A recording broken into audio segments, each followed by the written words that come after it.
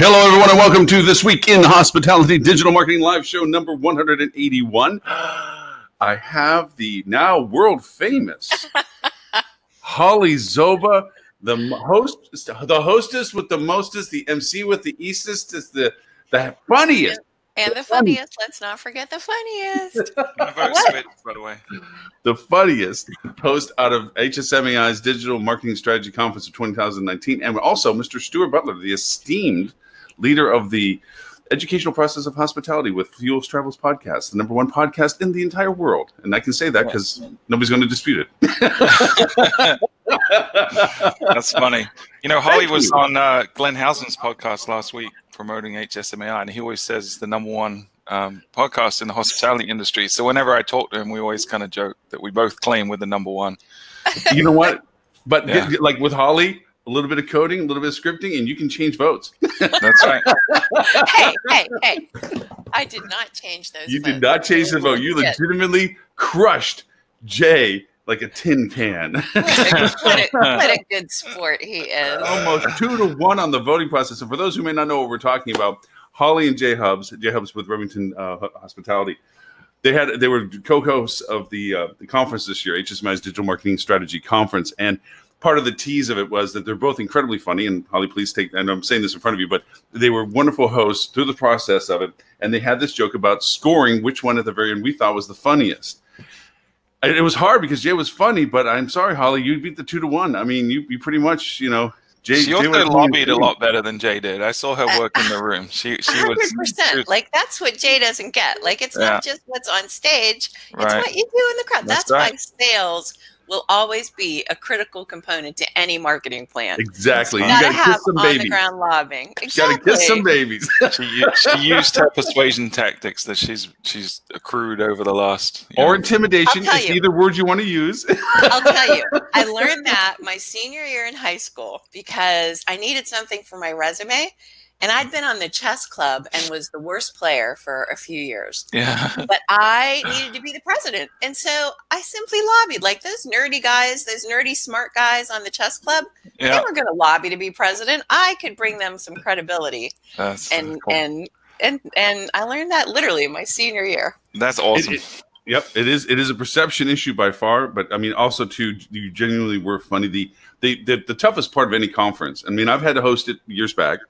And it's the continuity, the keeping the momentum between the presentations, because there's the logistics issues of people getting on stage, getting off stage, dialogue. The audience gets lost every once in a while. You know, they start talking and so forth. And the MC, the host, responsibility is keeping that ball rolling. You know, and you did a really good job. I think the wine early before everything closed idea was brilliant, although it got people chatterboxing.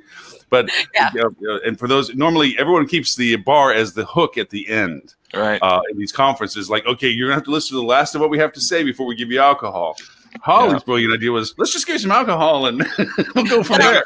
They got very chatty at the end there, very chatty. The problem was I really didn't want to give them wine before David Atkins and his talk on AI. I wanted them sober for that. But I thought when we do we did this series of mentee questions throughout the day. And I thought, you know, we're going to do a bunch of questions. Let's give them some wine while they're answering those questions. So that's really why I wanted the wine. But it started a little bit early and people got a little bit chatty. But I still think we got some good data. Oh, no, I think you got great data. And you made a very good point at the very end with Jay. I mean, I don't know whether it was a candidate just happened to be on stage and saying this, but you turned to Jay and said, we should have asked those questions before, like David's presentation or because there would have been a great contrast ratio between what you thought and versus what we may have changed your opinion about. So, which is the whole purpose of the conference, you know, to really hopefully open your mind and help you think about a few things differently. Actually, since you're the leader of the Mentimeter usage clause, you're the one that brought it to the forefront of most people's usages now. Tell a little bit of how you use it in the conference. So I got to credit John Jimenez with Interstate, actually. He really is the one that brought Menti first to a digital conference call. You know, every month we have our board call, and he used Menti first. And I thought, this is great technology. It's polling. It's like, what was that other one called? Poll Everywhere. Poll Everywhere, which is that's what I used to use. Yeah, this is so much better because it displays the information in such more interesting ways, I think, and you have a lot more options you can do. So what we did at the conference was throughout the day asked a series of questions, some of them fun, some of them to find out who was in the audience and share with everybody else. I was thrilled to see 18% of the audience was from the sales discipline, which great. I was overjoyed to see that. But then throughout the day, we also asked their impressions of what were going to be the biggest threats in the future, in the next couple of years for hospitality, where they saw the most growth, where they were spending their money from a budget standpoint, where they wanted HSMAI to invest their time, and, what sort of research they wanted done. So it was really, I think, very helpful. And everybody in the audience then who participates gets the results of all of that, so they can take that back and share it with their organizations. Mm-hmm, mm-hmm. Well, I also think a little bit of the sales participation, again, not to go over and be on the Holly train all day today, but I think you're bringing technology to the training program that you're doing with Influencer is making them aware, if anything, the need for the symbiotic relationship between them and marketing. Because I would love to claim credit, but I think it is catching on. I think more and more people are saying, you know what, we better get these salespeople in here. Yeah, you can feel it. There's an uprising coming in the industry. I think everyone, when you hear someone saying it, everyone's nodding, and then you're hearing them. It's an echo chamber beginning to really hit critical mass, I think. So the whole industry is going in that direction. Finally. Yeah, finally. Yeah. And with us also is the Mr. Esteemed Tim Peters. Oh, actually, what were you referred to in the conference? Tim Peters? Yeah, Tim Peters. Tim my Peters. Tim Did Peters. I say that? No. No, it actually wasn't at the conference. It was at the Adrian Awards. Adrian Awards. Heaven forbid there's not going to be more than one of him, is there? Yeah. Not plural. No. Dear God, a singular one of me is all. I think the lab burned down. Remember that movie you watched where the lab burned down and the guy ran out? I think that the lab exactly. I think a singular Peter is all we need. Hey, so this is just the continuation of our bar talk. Right? Pretty much. Hey, that should be the new name of the show, Lauren. Bar Talk. Bar Talk. Yes, all of us. It was kind of fun where we got together. Actually, Stuart and I went over and said, hey, let's just go grab something. And we literally just were like, walked around the corners like, what looks like okay? So we walked into, what was it, the Iron Bar? I think it was the Iron Bar. The Iron Bar, yeah. It was good. Yep.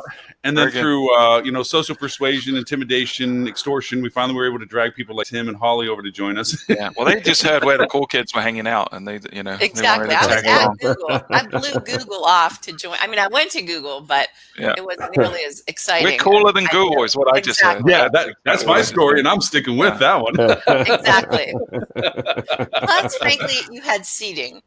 There was no seating at freaking Google. I was so tired. No seating and no ketchup. Like, that's not just me, right? That's weird.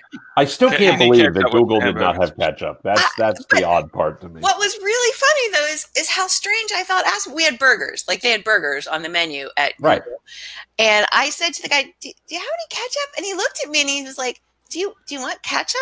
And I was like, Is that not a thing anymore? Maybe it was one of Google's A/B tests. They're testing to see how people react, maybe you were the gerbil in the cage on that one. Yeah. I just wonder. I just wonder. What the reaction was if you were like, if you asked if they had ketchup and they said, "Yeah, it's funny. We searched. We just can't find it." That would actually be some internal Google humor. Yeah, that would be a good thing. Yeah. If Google was made up of all dads that told dad jokes, that would be a great joke. Hashtag dad joke. That's right. So I'm writing down some notes now for some stuff. I want to make sure that we just, if anything, because of the fact that we have loose ended, that Robert Cole, who normally curates an exceptionally excellent list of topics, newsworthy and so forth, is off actually enjoying time with his family before his daughter goes off to Florence, Italy. How dare! Wow. I know. I thought we were his family. First rule of Fight Club. Our first rule of the show is there's no family, there's no clients, there's only the show.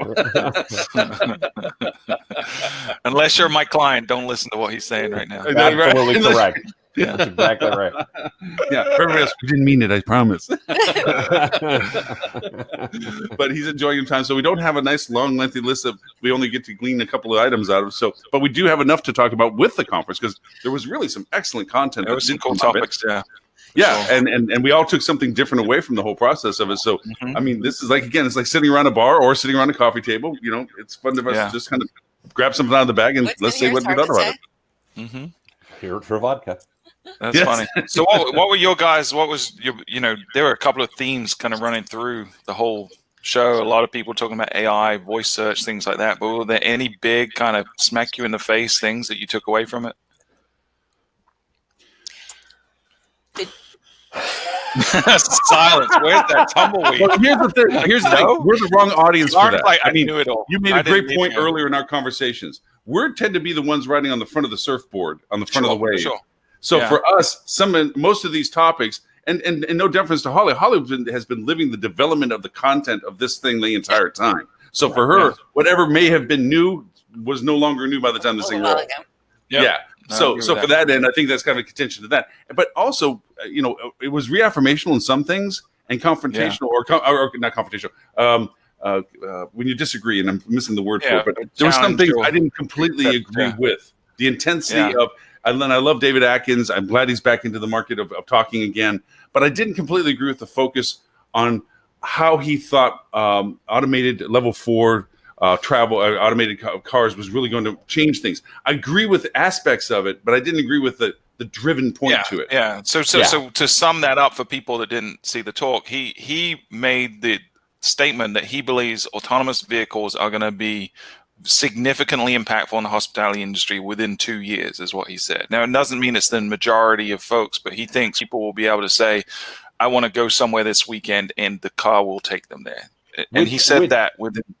Oh, go ahead. Sorry. Within 2 years, I think his vision is spot on. I think his assumption of the adoption rate is probably a little questionable. It would be and I don't think he really buttoned it up in terms of, he said, go and make a plan. Like that was his call to arms at the end, there was a gap in information there. It's like, okay, if we know that this is coming, which I think we all agree autonomous vehicles are going to be impactful, is there something specific hotels need to be doing today to get ready for that?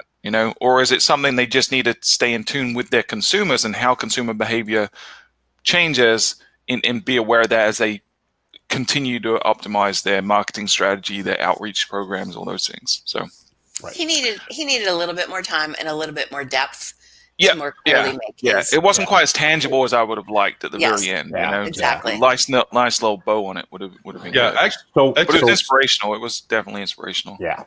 Oh, by far. It's great to be able to look above your shoelaces sometimes and try to look at the horizon line a little farther and say, where is this going? And he's the guy to be listening to. He has a great track record. Some credibility. He's been calling them pretty good for the past decade, where he's referred to the OTA increases and so forth, and he's been calling them to the shots pretty well. But I think, Stu, you made a really good point about it, that it's more about ownership of data than it is about the transition usage of it, because we are going to lose our control of communication to our guests through the mediums that they begin to use. Well, and especially the influence of that communication is going to be diminished. And so I would argue we're not going to do that. I think that's happening right now. It's happening now. That is occurring as we speak. Yes. And on the flip side too, I think there's an opportunity, because the one thing that's going to occur as people rely on AI to make decisions for them more and more, which is obviously going to happen, they're also going to have a lot more free time, discernible time in which they're consuming something. And if you're sitting on a 2-hour drive and you're not having to focus on the road, you're going to be consuming stuff, not just audible anymore, it's going to be visual as well. So how can we influence that with messaging in front of them? As advertisers, we want to take advantage of that new opportunity as well. So that's kind of how we're thinking along the lines of the impact it's going to have. And if I can do some shameless self-promotion for 1 second, because that would be new. I gave a talk to the HSMAI DC chapter a week ago, Thursday prior to the show, and actually talked about some similar themes to the stuff that David was talking about. But, you can see this right now. So we now have Google Assistant within Google Maps. And I actually have a short video. The slides will be up on SlideShare in a couple of days, and people can link to it. And there's a short video I have of me actually in my car talking to Google Assistant saying, okay, Google, I'm going to Arlington, Virginia. Great. It shows me the map. Okay, great. Now, what hotels are there in Arlington, Virginia? And it brought back in this specific search, in this specific context, and there's some things I wasn't able to test well because I was actually driving while doing this. Somebody else was managing the recording, but I haven't had a chance to go back and dig into what precisely happened. But it brought back one hotel, right? Yeah. And so I said, great, okay, Google, give me directions to that hotel. And it updated the map. And of course, I was able to drive to that property, right? Mm-hmm. So that's the reality that's going to happen before we have to worry about autonomous cars, way that we want to focus on this. And I think you're right, Stuart, about the data. I think we also have to think about that's going to be a fairly common use case a lot faster than, autonomous cars. And how do we make sure we show up in those map results? What are we doing to ensure that we've got the right content and the right? So that was the talk I gave was specifically that to the resort roundtable session the day before the conference was clearly this is a top of mind theme, for all of us, and a lot of people talked about voice, right? Because I think anyone that has begun to adopt it, I've said this on the show before. I literally have 10 Alexa enabled devices in my house. Right. I got from TVs and controlling lights and. I got Echo Shows and Echo Dots and Echo Plus. I've connected it to the alarm system and the doorbell and everything. Like I'm an early adopter. As Holly would say, I'm a big nerd, right? So, which is true. And have often said. Yeah. But we've all dreamed of all of us nerds have dreamed of the Star Trek The Next Generation scenario, right? Where you're controlling the computer completely with your voice, but you still have some kind of tactile input too, because not everything is going to be easy to explain. So, probably the mouse and the keyboard is going to go away over the next decade or so and going to be replaced with a combination of touch screen and voice control. And I'm already beginning to see it. There's a lot more functions during my day that I do with my voice or with a touch screen than I did even a year ago. And I believe fundamentally that how humans interact with any kind of machinery, any kind of computing device is shifting right before our eyes. And it's doing it at a crazy rapid rate. Crazy. So what do we do as marketers? That was what I talked about. Yeah, exactly. And a lot of it's going to come back to content. A lot of it's going to come back to, we're going to see in this specific case, what was terrifying for the folks in the HSMAI DC chapter, and I will admit it was something I was shooting for, was Google gave one answer. Right? Yeah. Google didn't give 3 answers. It didn't give a 4-pack. It didn't give an 8-pack. It didn't give a 10-pack. It gave one answer. So there are going to be cases where you want to ask the question of how do we make sure we are the one answer for the set of customers that we're appropriate to, right? Was that was it a paid listing or was it organic? Do you know? Here's what I think happened. I want to be really fair about this. The answer to your question, Stuart, is I don't know, right? Because I haven't had a chance to go back and dig into what really happened there. And again, I wanted to do it live in the car. I did have somebody in the car controlling the recording, but I haven't had a chance. I was driving, but I wanted the experience of what is this like as a driver. Waymo wasn't driving for you yet. Waymo was not driving for me yet, right? Here's what I think happened. This is very new. This is Google Assistant embedded in Google Maps on iOS. So this had been live when I tested this for about 48 hours, right? Right. So I'm pretty sure a lot of this is based on new stuff to begin with. Second, I don't believe Assistant is well integrated on my phone yet with the other Google services that I use and the like. So I don't believe it was using a lot of data about me to generate that search result, which will not be true most of the time, right? Correct. I will tell you, the hotel it showed me was a Red Lion hotel.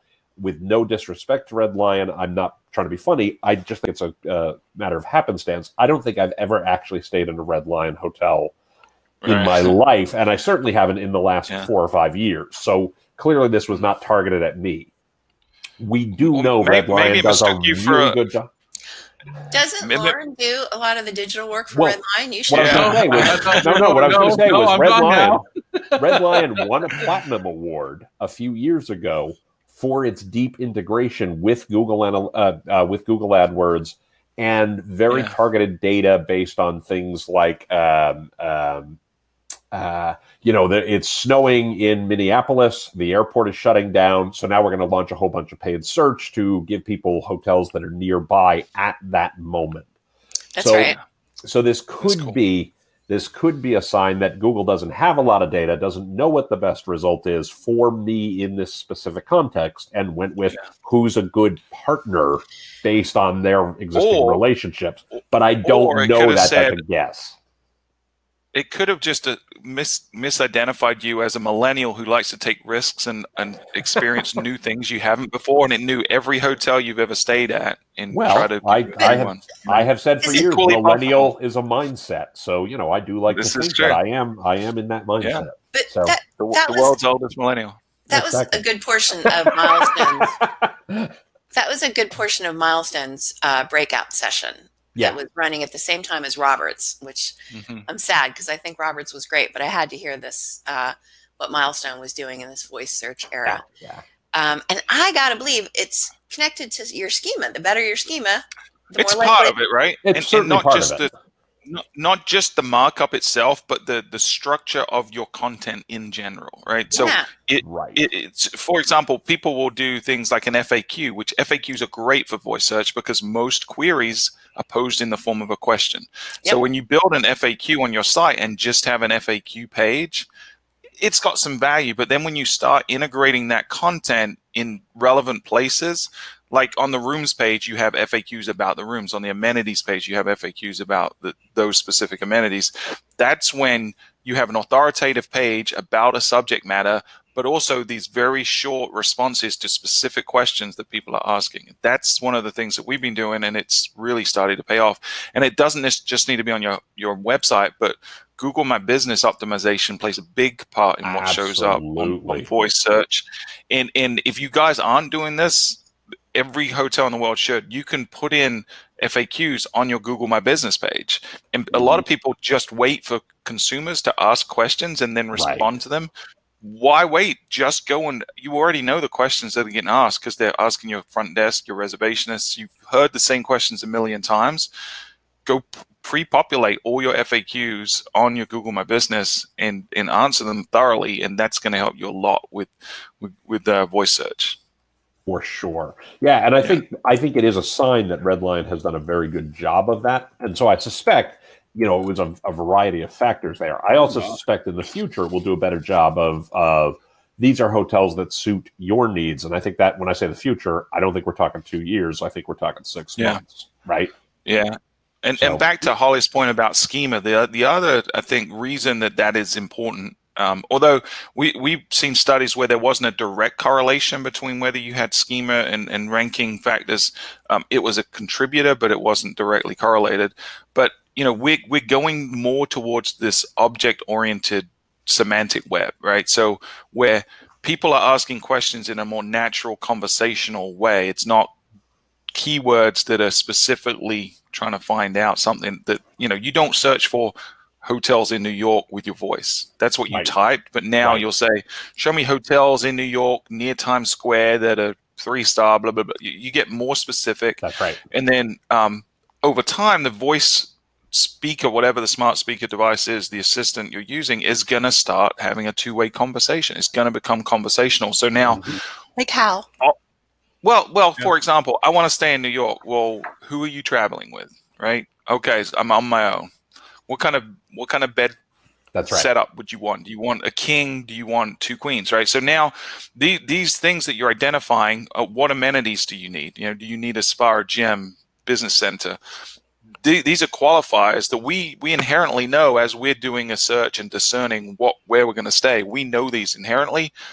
Computers need to be categorically told what we're going to need, and they'll learn over time.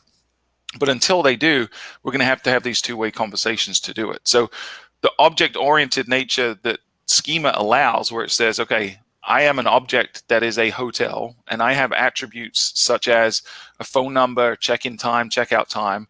This is information about the hotel. But now related to the hotel are rooms, and each room is a separate object that has attributes. It has a bedroom layout. It has, amenities in room. It has a floor location. It has a price point, things like that. So how all this content relates. Amenities is the other one. You know, I have a gym. What's in the gym? What hours is it open? Where is it located? That schema is going to really help solidify the ability for voice search to be more conversational. So I think, though you don't have to have it, I strongly recommend that you go and do as much schema as you can on your site. Okay, quick question to this. I just kind of stumbled on this because as you guys were talking, I wanted to see how I could go in to answer a little bit of what Tim was at, saying when you asked him about, can you go back and see whether it was paid or not paid? I'm like, I want to go in and see if you look at your Google Assistant activity. Can you see why it pulled up what it did? But I came across something else, which is kind of weird. Well, not weird. I knew it was in there, but not to the level that it is. If you go into your assistant, it actually, I have a section called reservations in my personal stuff. Like if you go and you look in and so then you go to reservations, and it's showing me, of course, every place I've stayed that I had a reservation. Now I use Gmail. It's pulling that from your email, right? Yeah. Right. It's from It's right. from we know Gmail. that, but the idea of this is going back to our leading of conversations and answers, going to the singularity of the answer that you're being, the one answer thing. This is where the data sourcing of that preferential representation of results is going to come from. Is your perpetual is going to come from. Right. Going to come from. Right. Completely agreed. Completely agreed. I want to say it's not that sophisticated yet. I will say will influence, right? I think I would be very curious. Again, I only just installed Google Assistant. I only just installed Google Maps with Assistant. I've had Google Maps on my phone forever, but only the version with Assistant literally came out about a day before I'd done this. And you have to give certain permissions on your phone to allow it to get that data and use it. So I'm not sure that it was using any of that data at that time. I do wonder if I would have gotten a different result if I had, right? So I want to be really clear about that. The one thing I agree with everything you said. 1,000%. I'm going to do this thing that I do. I don't know. It's called the agree with you, but I disagree with you. It's like the Kobayashi. It's a Tim maneuver. No. Because I actually agree with you, but I'm about to go the opposite direction. No. I'm not going to go in opposite direction. I'm going to go a slight tangent, right? Which is the only place I don't know that I agree completely is, how quickly we get there and how, when you say the keyboard will go away, I think there's going to be plenty of contexts where that's going to be a preferred interface for certain types of things, right? Voice is going to be huge. It's not appropriate when you're in a crowded room or you're, walking down a city street and can't hear or things along those lines. Sure. You know what I mean? Actually, let me rephrase that. Walking down a city street, you probably will because nobody will care.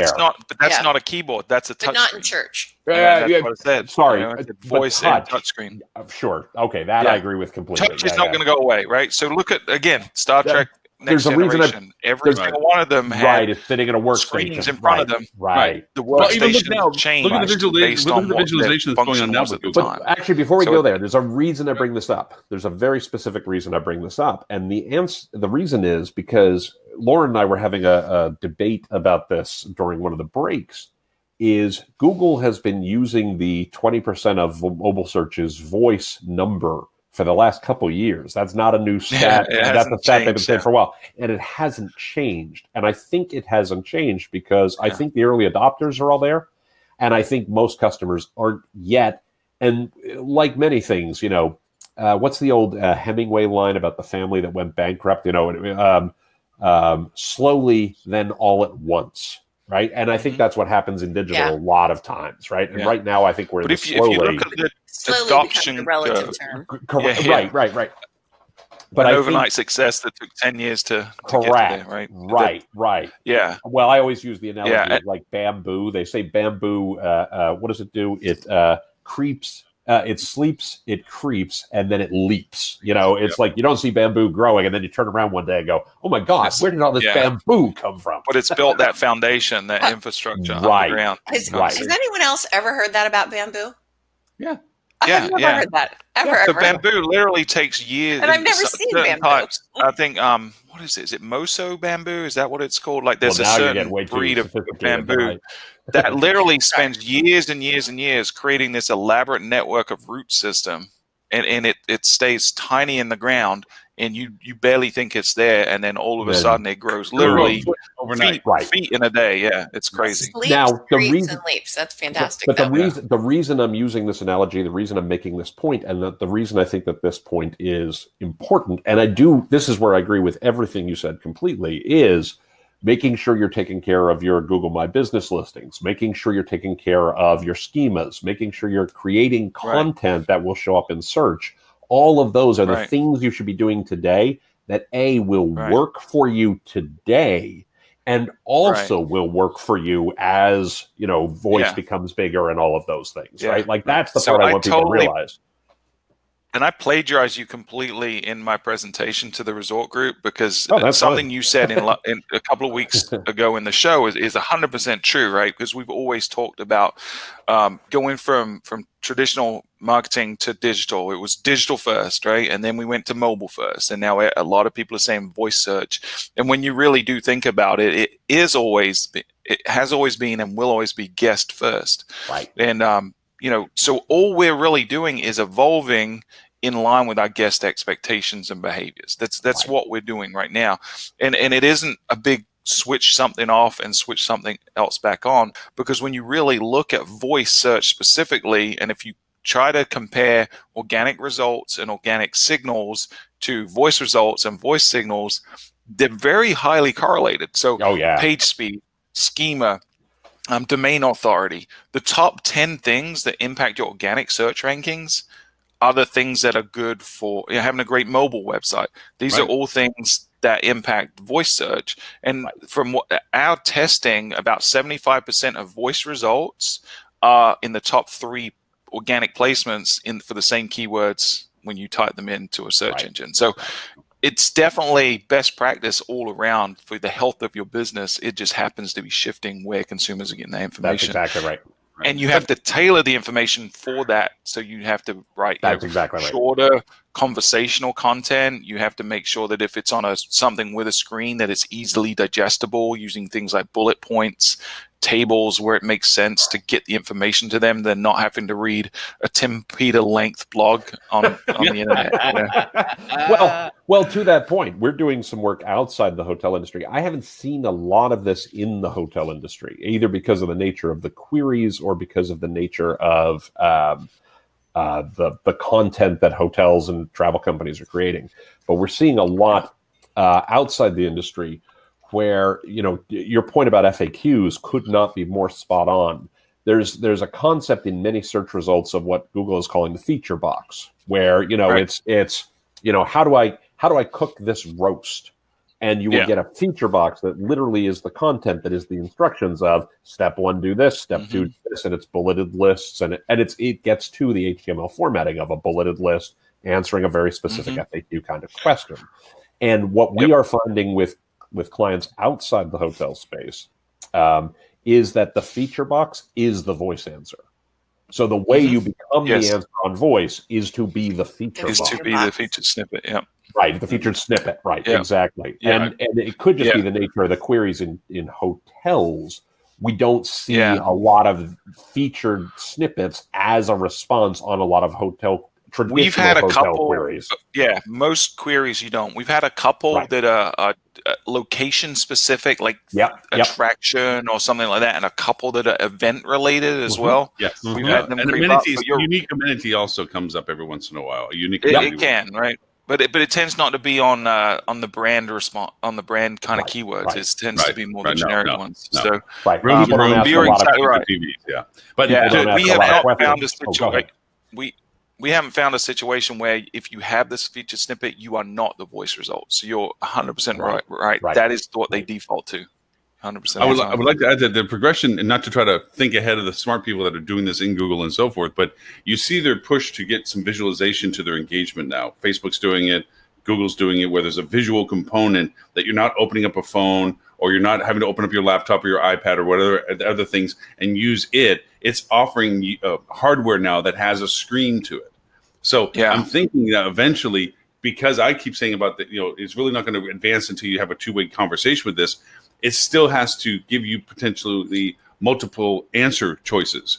And rather than read through, 4 or 5 audio versions of choices, and you forget the first one because you're listening to the 5th one, it can visualize this now that says, I have a question. Well, I have 4 possible good answers for you. Here's the visual representation of it, and you can selectively choose. Like, I like number 1, like number 2. So I think that's going to be a progression of the engagement is the visualization of it. Oh, yeah. Especially on the hospitality industry, because it's such an emotional decision where you're traveling, right? So things like photography and video are really important in that decision-making factor. So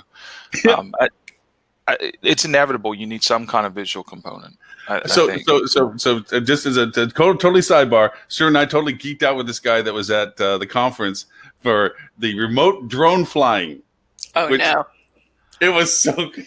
I don't know where this is going to go. I don't know if it's going to go anywhere. It seems really cool. He's going to come on the show, right? Yeah, he's going to come on the show. We haven't talked about it. It says Skyflyer. Or I got his business card somewhere around here yet. I've just dumped out my suitcase. But it's just cool where you can fly with your phone this drone over this resort in Brazil at the time. There's a co-pilot there at the beach, so you can't crash into something. But you can fly over this resort to see if you like the place in real time. Right. Up, down, around, zoom around. You can't go certain below a certain height and stuff, obviously, so you can't like zoom in on somebody on the beach or something. But you can fly around and see the place. Wow. I know, right? It's so cool. Yeah. So I told him in depth. Obviously, my analytical brain went into gear. I started thinking about liability. I started thinking about adoption. Immediately where I went. Yeah. Right. So I asked him what is proprietary about what you're doing. What is the actual product that you have, and what are your business models? So, firstly, they've created software which I don't think anyone else has, where you can co-pilot the same drone from 2 different remote locations. So the consumer, using their phone, whatever device, can control it, but there's a supervisor that's observing what they're doing, can take back control at any point, and can also set parameters to allow or disallow certain behaviors, right? So they can limit the altitude change, the speed at which they change altitude. They can set a radius that they can fly in, things like that. So there's kind of like that safety net. That's what they've actually built. That's the product. And then their business model, and so the pilot is a qualified, licensed pilot, so that kind of mitigates their risk and the liability and gets around all the regulations related to flying commercial drones.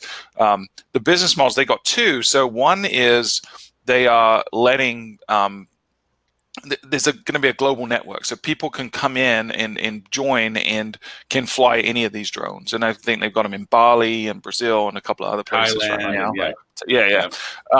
But the other one that they're trying to get into, and why he was at the conference, was going to a resort and saying, you can have this as an amenity, right? You can have this as a discovery tool for your property where potential guests can come and do it. And Lauren and I were discussing this, saying, it's cool, but is it going to get adopted by average consumer? Probably not. But then when you start thinking about the upside from a PR perspective and the buzz you'll get and the amount of remarkability of it, people will talk about it, right? Local regional media will say, how crazy is it that these people have a drone that anyone can come fly anytime? Think about exciting. Yeah. And think about experiential experiences, Serengeti safari stuff. You places that are far-flung amazing, and of course, obviously, you're going to hit the luxury segment first, and then progressively, if it's interesting enough and engaging enough, and allow it to. I don't think you're going to hit luxury first. I don't think you're going to hit luxury first at all. What do you think? It's the wrong consumer, right? I don't think it's the wrong consumer, and I think it's going to hit nerdy people. And I don't think it's good for the guests to have drones flying over the beach if they're there and things like that. I think. I hear you. I think most luxury properties are going to go. Yeah, I want no part of that from my guests. I think if it's controlled, contained, and quantified as to where they can and what they can, the only people that are going to want to go through that process will be the people that the luxury places that can afford that destination experience. Because I think resorts, yes, but I think when we're talking true luxury, nah, I don't buy it. I cannot see a GM. Yeah. I think those folks will probably lean more towards virtual reality to do the same thing. Where you here's the thing is, I want to control the tour. I don't want to have to sit through stuff I don't care about. Right. Yeah. And to me is I'm going to sit down. If I'm going to decide to bring my family to go to a safari versus an Arctic adventure versus Bali, Give me the dang control. I want to fly around and see what this place looks like, and to determine that choice for it. And luxury hotels are the only ones that are going to really want to have that experience-driven idea. I hear what you're saying. We may be defining luxury very differently. Yeah. I want to be really, really clear about this. Well, if it's a private island, I can see that, but I can't see it if it's a Bali resort or the Maldives, where you're always trying to drive people that you have to make a trip to get there. So you got to make them convinced that it's worth the trip. That's where this comes from. I understand what you're saying. I completely understand what you're saying. Again, I think we're defining luxury differently. I speaking from my past experiences with the leading hotels of the world, the GMs at the leading hotels of the world are going to say, I want to be respectful of the privacy and the time of my current guests and do not want drones flying overhead. Right? Okay. I think you're right.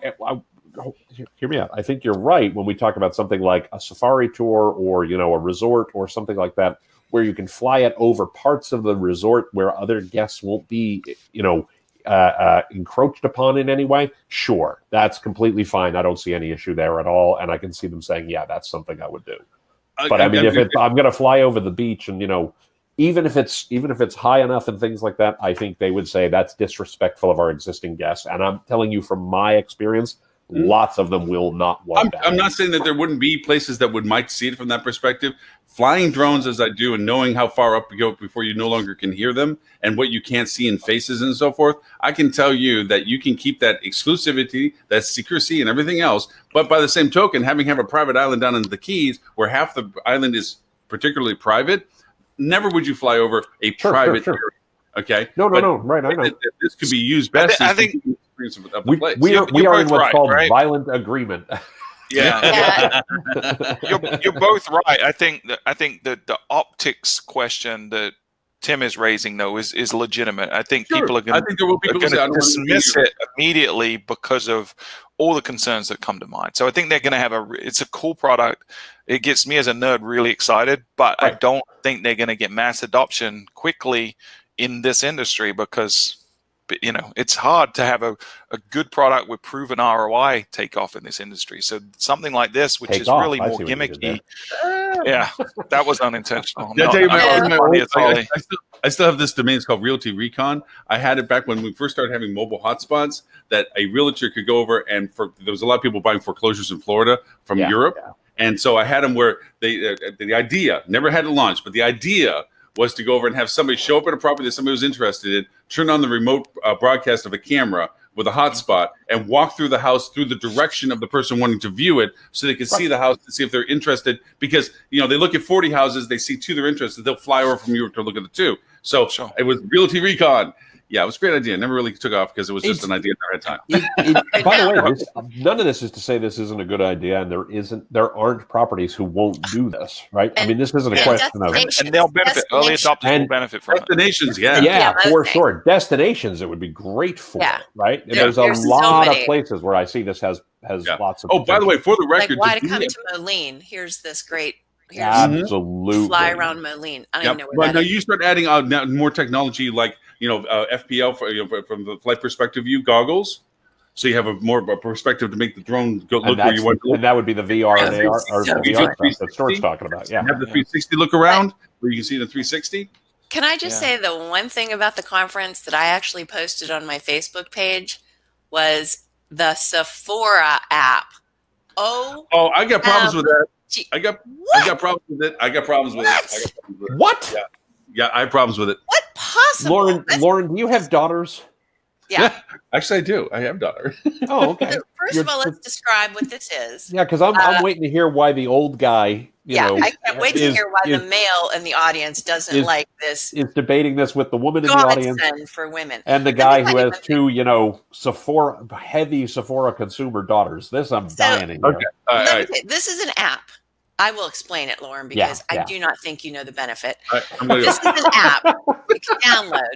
It turns your camera on, and you can try on makeup. It turns your camera on. Oh, not that app. No. The Solstice. I'm sorry, I confused the two. No. That's the personality trait one. The personality trait one I didn't like. No. There's nothing better. Yeah. I'm sorry. No, the Sephora one I thought was. Yeah, I'm sorry. Sorry. I confused the two. I'm sorry. Let me finish. So your face is on there, and you can try on eyeshadow. You can try on lip color. I personally am not a huge makeup wearer because I can't stand trying on makeup in stores. First of all, the vultures come and tell you how hideous you are without their product.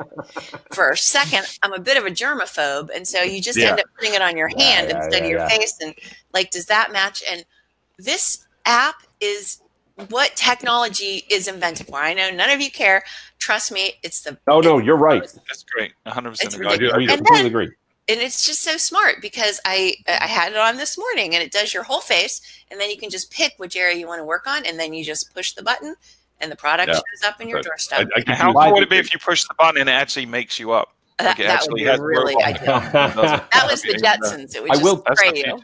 I will tell you, the thing that I thought was so fascinating about the Sephora app and the discussion of it there is that for some reason in this industry, we talk a lot about VR, we talk a lot about various technologies and things like that, and AR, augmented reality, is massively overlooked, and I think is going to be huge and much faster. Much faster. I was thinking about that. If I were a hotel with a significant amount of meeting space, I would have augmented reality to build your meeting. Like absolutely. Like talk about that, Holly, because that's a great idea. Talk about that. Yeah, I will do that. Oh, you mean now or later? Yeah, now. Shut all of us up and you talk a bit.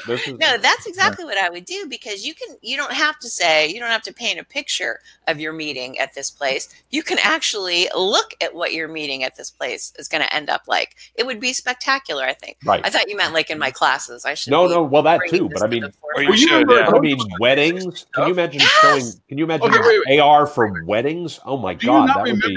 The 360 stuff I told you I used to do, still actually have clients do? No, I know, but nobody's doing it today. I know it's not AR. Right. No, nobody's doing AR today. But it's the same concept.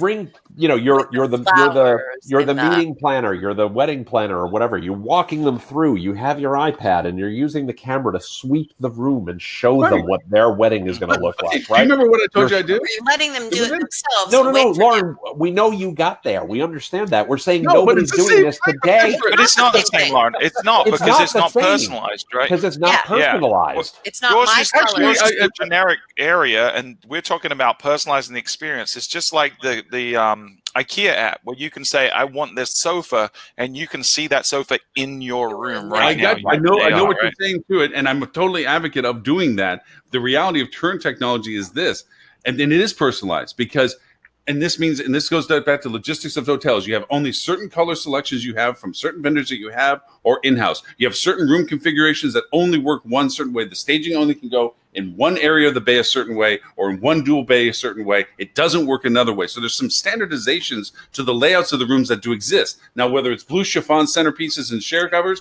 or whether it's orange tangerine, is differences that you can get with your inventory. You're missing the point. No, just hold on. Okay, you have the person, their face, standing there as a bride in the place that they're getting married. That. Reality of it is that hotels can do this right now for themselves without necessarily the augmented reality aspect. I'm an advocate of this is free to do now. You can't put your logo up there. You can't put your presentation slides around it. No, there's a huge presentations like this is a static shot of something that's going on. No, that's what I'm saying. We don't want a static shot. We don't want a static shot. No. That's the whole point. No. Even looking through the window of an IP, even if you put goggles on them, you're only going to put a static image over the screens that you want to show of their. That's not what augmented reality is. That's not what augmented reality is at all. They're not going to give you their presentation deck to put into your presentation. No. Sorry, I shouldn't have said presentation. Your logos, your banners that you're going to have hanging around your room. You can place them. That's awesome stuff. I agree with you. That's awesome stuff to be able to do that and to build the room around that. I absolutely totally agree. But with the confines of the space that you have. For that to have happened, I'm going back to the pragmatic. And this, I can't believe I'm the one telling you guys this when you're telling me to back off from front technology to this, because I'm usually the one that goes to the bleeding edge like it's cute, but it's not going to work. I'm telling you guys to back off. It's not going to happen that way. Because this is what has to happen. Because they have to go over and give you content to infuse the personalization into what you're asking them to see. No, but that happens now. When you ever ordered a trade show booth, right? You send them your logo and they give you what it's going to look like. You have to send them something. Well, they grab my logo from the internet. You know, I am a meeting planner. I'm not sending you anything. You give me your room. Give me the ability to put my stuff in there. I'm not sending it to you, as far as I know. I mean, maybe I am, but I'm putting it in there, play around with it. Yeah. I'm the king of scrape. Believe me, I'm the king of scrape. I scrape logos from people and do pictures with them. I'm the king of scrape. I got that. But the idea of what I'm saying is this: from a usability function, you're asking to create an app, and Holly, you could do this. And literally, I'm telling you, it's a brilliant idea, and it's well worth the next generation of what's being able to be done. What I'm doing currently now, you can do much more advanced. Saying, put your logo here. Put your messaging here. Now, let's go through the room configurations and literally create what it's needed, and then have it looked up into an AR, and you don't even have to be at the property to do it. Right. You can be virtually in your own office after you've loaded up what was necessary to display, and then you can drag and drop wherever you want your banners. But here's the thing. That's what we're saying. This is the tough part. Screens can only locate in certain places. Staging can only be put in certain places. You're going to have to put controllable parameters in that program so that if I don't make an unrealistic bay view of a bay that can't be built that way. That's very personalized per hotel, per bay, per room, per space. Yeah. As is my face and the makeup that goes on my face. No, your face is Sephora can do it. The tailors. If Sephora can do it, hotels can do it. Absolutely. It's not that hard. We just have to try. I can't believe I'm on the opposite side of this conversation for the first time. Neither can any of us. We are shocked I'm in shock right now. Yeah. Yeah, it can be done, and it's not even that hard. I'm being pragmatic about it. Facial recognition is micropoint technology based on temporal difference between distance of here to here, based on this point to this point. Yeah. Okay? Yeah. Rooms don't do that. Of course they do. Of course they do. Rooms have function capabilities that can't be altered. Have you used the My face cannot be altered. Right. My face is my face. You have measurement. Lauren, have you used the Measure app? Yeah. Oh, yeah, all the time. I actually have one called Bathroom, which is even better. Same thing. Good. Same thing. Here's the thing, and I mean this sincerely. All the professional people in banquet space, if you don't have at least 28 inches gap between your round tables, between the back pull of the chair, you don't have walk space. If you don't have at least 30 inches of a stage, it's the same thing with the drone. It's the same thing with the drone program that you're talking about. You don't let drones fly everywhere. You put the parameters into the program. Okay, but that's altitude and distance. Those are very simple geometrics compared to 28 inches is 28 inches is really simple. No, I will defy you to this end. I have dug into trying to do that. Lauren, what? Did you get abducted by aliens and replaced? I am absolutely flabbergasted right now. What is going on? Look, if anyone's just tuning in for the first time to this show, they are going to think Lauren is not like I remember. Yeah, this is my banquet days and hotel days. Okay, there is maximum capacity capabilities of a room that can only be optimized a certain way. Period. Yes, no one. Those parameters have to be put into the program. Right. I'm not saying it's impossible, but the logistics of doing it for each hotel that wants this, the cost factor of doing this. No. This is the only place the stage can go and the only place that rounds can go, and this is the maximum amount of rounds you can put in there. Okay, are parameters you have to define. That's a lot of work for each hotel. No, you give it to the. Oh my! I'm astounded. Yeah. I am in shock. Right now, Lauren, I think your evil. I'm sorry, the Sephora app is awesome. Let's move on. It is. Yeah. Who thought makeup would have got us talking so heated? Oh my God! But Gopi's whole talk in general, I thought was fantastic. I mean, it was the no-click domino thing scared me. I'm so scared I'm going to accidentally have pizza showing up at my house. I'm not going anywhere near Domino's. But that's just a reversal of rather than affirmation is to shut something off. It's a neat way of making sure that a decision gets made rather than an abandonment. Yeah. Right, but still, that's a little bit scary. We can't adopt that. As a hotelier, we can't adopt that. Yeah, you have 10 seconds or else you're booked. No, of course you can. Right. Okay, how? The point, the intention was... Since I'm playing the protagonist today, how the hell do you put it into our industry? Let's give background. The background was Domino's, it used to take 35 clicks to order a pizza from Domino's. Right. Then they got it down to 1 click, so they had your past orders, your past restaurants.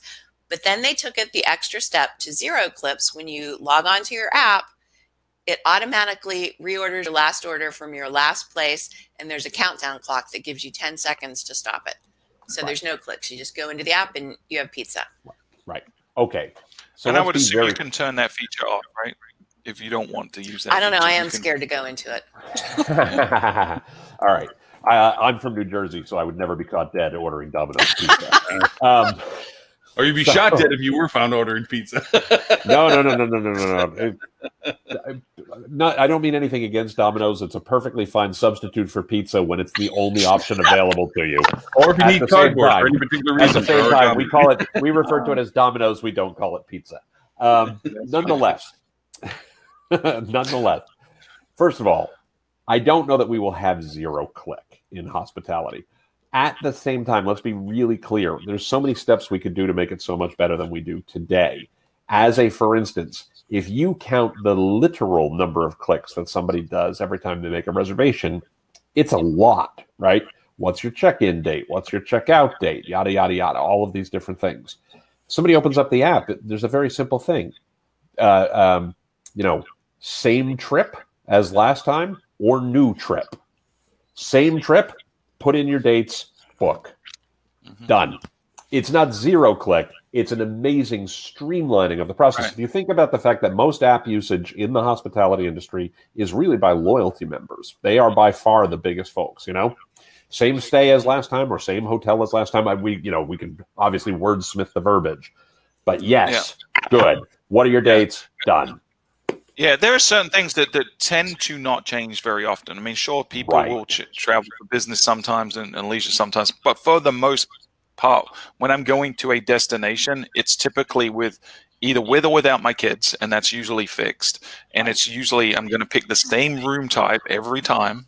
That's fixed. So remembering that and serving it back to them, doing the work for them, it always comes back to friction. Anytime you can remove friction in that funnel, whether it's through a swipe instead of 2 clicks, you should look to do it. And that was actually what I talked about last year at HSMAI, right? It's exactly what you said.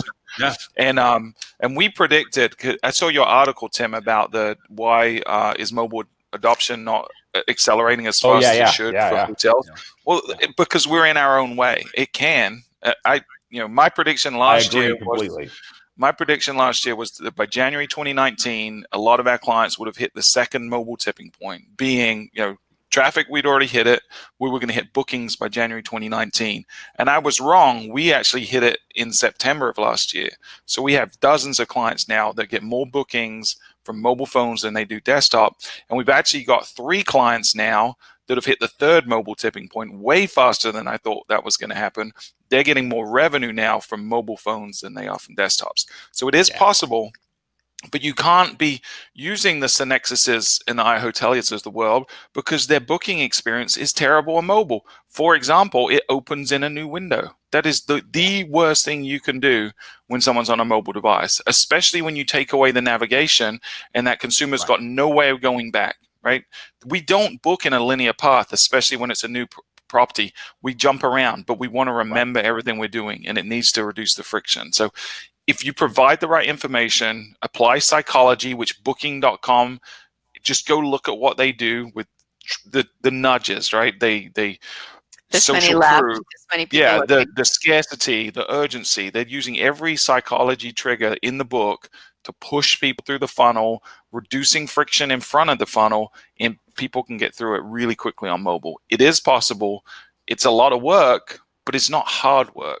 You've just got to pick the right vendors, have the right approach, and it all comes back to what Tim says all the time. Think guest first. If you do that, mobile's easy. Again, I think how the progression would happen with that is that it's a matter of prioritization of values. Just like we talked earlier where I was showing the assistant thing where it's tracking what's being done. If you are looking at events, like look what Facebook does when you like or are interested in an event. It keeps that tallied into your information like, hey, you have 5 events coming up this week that you were interested in. Okay. You correlate those indicators with preferences as into either price resistance, location distance, whatever parameters you want to create prioritization with, a simple engagement, or an AI or machine learning could even do this, where it could determine based on your historical reservations to proximities of what you go to, because it keeps track of what you're going to. It can determine itself whether or not you like to stay super close or super cheap or whatever. And then those things come to a point, going back to our earlier conversation, of getting closer to that single answer. At first, it might be, hey, you're going to go to the Tulip Festival. You normally are a cheap bastard, so you're only going to want to pay $150, but you like to stay within 1 mile. So we got this one divey little hotel if you want to, and I can go book it for you, or option 1, 2, 3, 4 on my little Google Assistant screen, hit the one that you want, So it's probably going to go through that process where it's down to a single point, where it's like, we notice you haven't made reservations for a hotel. Here, based on what we know about you, might be variable options to this, your membership, relationship, or whatever. Here's 4 choices. Click the one you want me to, and I'll take care of it. I think that's going to be a progression point to that. Yes. Agreed. And 3D meeting rooms don't work. I'm just telling you. That's funny. Oh my God! I can't believe I'm on the opposite side of a conversation. Right, I'm done. I'm playing guitar now. The hell with all of you. Is it the blues? Is that what you're gonna play? Oh my God! Yeah. The world's upside down. Ed's right and Lauren's wrong. Lauren's evil twin is on the show today. Hey, where is Ed? Where is Ed's in Edward? Bahamas. Yeah, he's family vacation. Yeah. He and Robert decided to do the whole family thing this time around. But speaking of Robert, do you want to hear Robert's his influencer conversation? Yeah, it was interesting. I also want to talk about Tim's panel as well.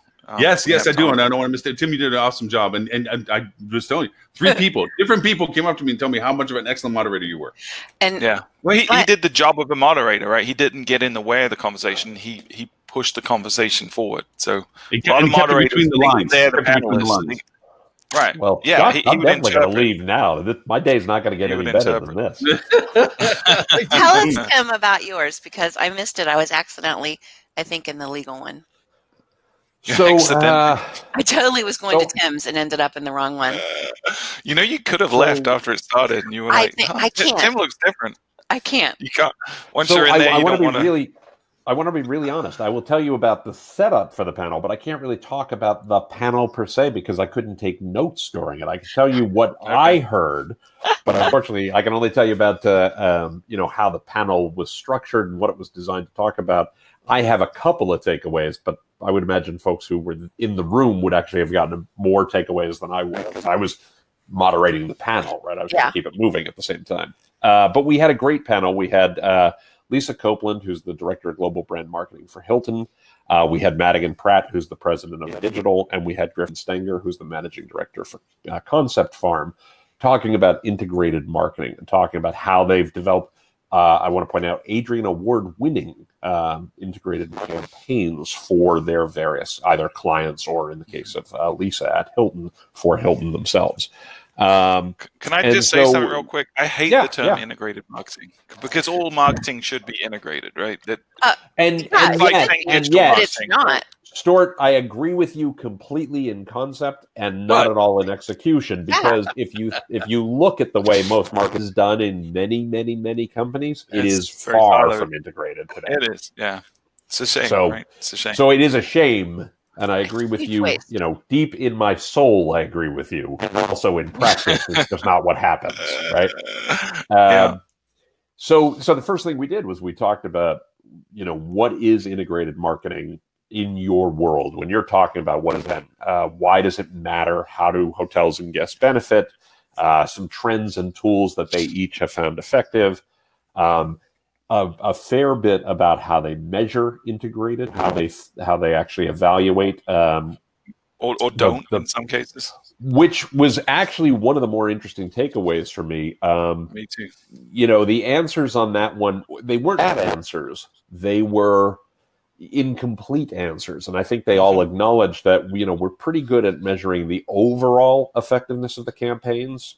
We're not always good at measuring individual discrete components. And so, as we do the integrated campaign, no one's quite, cracked that code to say, this is the piece that, contributed this percent piece that contributed this percent. Right. I made the joke at the time, it's probably why I remember this one, that, Stuart asked the very good question about attribution modeling and how you do that. And the answers, I don't want to say the answers were we don't. The answers were, yes, that is a problem we are struggling with, right? That's something we're working on.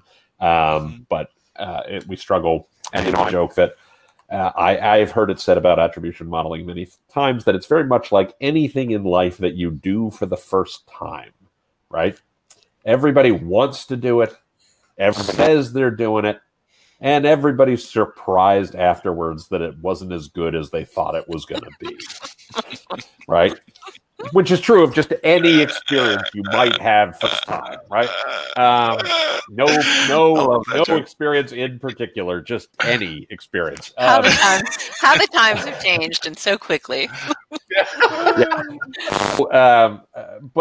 But the reality was that's kind of where they are. They are certainly working to understand the impact and the effect of individual components of an integrated campaign. But none of them, all of them acknowledge they really haven't cracked the code yet to say, yeah, we can absolutely say this bit contributed 10%, this bit contributed 40%. Yeah, and it was interesting when you and I had this conversation afterwards about that. You had three different chains of thought in terms of what the value was and what they were doing, because the gentleman on the end, and I'm terrible with names, but the gentleman on the end was pretty much Madigan didn't really care about the end result too much. Like his was, we're building relationships with people, and we trust that if we do that, it was a field of dreams, build it and they will come kind of scenario. We're not really tracking the end result now because it's so top of funnel. I'm not, we'd go crazy. Guy in the middle was kind of somewhere in between. And then the lady from Hilton was very much, we're trying to track ROI, but it's very, very complicated, So it was interesting, the different perspectives that were on the panel. Tim pulled a Lauren. As the moderator, obviously I didn't tell many stories from my past, but I will tell you, I've worked on attribution modeling directly. This is a core component of things we do with our clients, and it's something, I don't know if I've ever told this story on the show before, but we uncovered the concept of attribution modeling by mistake when I was at Leading in early 2007. Right, so I've been working this problem for 12 years now, which is and you're close, right? You're close to figuring it out. Oh yeah, 12 years in, yeah, we definitely have cracked the code. No, we really have. But we found attribution modeling by mistake, and I think the statute of limitations on this has long since passed. So I could tell the story, but a dozen years we ranked organically #1 for the term luxury hotels. We also bought the search term, the paid search term, luxury hotels. And we were looking at it and one day realized luxury hotels, the paid search term, never, ever, ever generated a reservation. Never. So doing what you do when you're a smart exec running digital for a major hotel company is we said, we should stop spending money on this. This is a waste of money. And within a couple of weeks, one of our very savvy analysts figured out we're getting a real decline in reservations volume, and started trying to untangle the thread to see what was going on. And of course, figured out it correlated. We'd stopped buying luxury hotels as a term. Because of course, what was happening was we were filling the top of the funnel. And then people were coming back on branded terms later and making the reservation. Yeah. And so we turned we turned that back on, and suddenly sales started to come back to where we'd expected them to be. That's a great way to describe attribution. Yeah. Oh, yeah. Now it's ownership even. Now, I use that story all the time. We do this all the time with my clients. I will tell something that we do all the time. People always what your return on spend should be for paid search, and it should be X to 1. You insert your own X to 1, right? It certainly should be better than what you get from OTA, but it used to be everybody had to be 1, yada yada yada. When we work with clients, we don't typically run the actual media, right? We consult with them and help them choose the agency, and then we help manage the agency as part of what we do. And we work with the agencies to come up with what are the right metrics there, because the mistake people make often is they assume that every campaign and every ad group and yada yada yada to return 10 to 1. Yeah. We have campaigns that return 1 to 1. We have campaigns that return less than 1 to 1 because we know they are filling top. And we do a lot of testing to determine what's the appropriate level. Now, we want the blended for the entire account to be better than X to 1. But there are pieces that we contribute to longer term reservations that if we're not there, just like the luxury hotels thing, we lose sales. But how you untangle that thread takes some work and takes some testing and takes some time, right? And so that's something we do with folks a lot. But that was all learned at Leading with turning off something that we thought never converted. Yeah. Now, were we ever say when we spend $1 over here on luxury hotels, it absolutely turns into Y dollars over here? No, we got a ballpark and we knew that it was meaningful, right? And it's over a dozen years of trying to get closer and closer to that answer. You will get closer to it, but even today, it's still very hard to pull it apart. If you test. The more you test, the closer. And it's the process of how you, right? Yeah. It's all about testing and optimizing. Right? And sometimes you got to fail and to learn as you did. A lot of times. Yeah. But that's the point of testing, right? Yeah, and that was if one of the every test you do like works, was saying, fail. Yeah, every test you do works, you're not doing the right tests. Yep. Right. For sure. Right. And Tim pulled a Lauren. I want a question. I was there to witness it. He asked the panel a question that was multi-layered, insightful, keen. And one of the guys was like, "What? What?" That's okay. What was I the pulled question? it back. I don't remember. I know. Yeah. Notice how he remembered your questions, Stuart, but not mine. I thought I asked a really keen, insightful, and it was like, no. Actually, the girl even said, I asked a brilliant question, but then she went on not to answer it. But that was you know when panelists say that is when they're trying to unprocess the question in their head. It's a way to buy a few extra seconds, Lauren. So yeah. Speaking of, we'll go with that, Stuart. That's that's the truth. So I got to ask the CMO panel because I felt there was a little bit of crossover as to what they're saying they were wanting to do versus how they're actually applying it. They were talking about guest-centric focus to their programs. And then they used examples like Netflix, Apple, so forth. And I didn't get to ask my expanded question, which would have been well, I'm sorry, what were you asking again? So I had to be very concise, which was how, as you as the gatekeeper to the fiscal responsibility of your business, how does that translate to the guest-centric things that you're referring to? Because you're the gatekeeper. How do you want your team to approach you with innovative ideas? How do you want them to balance that projection to you based on the fact that you have to keep basically foot in two camps?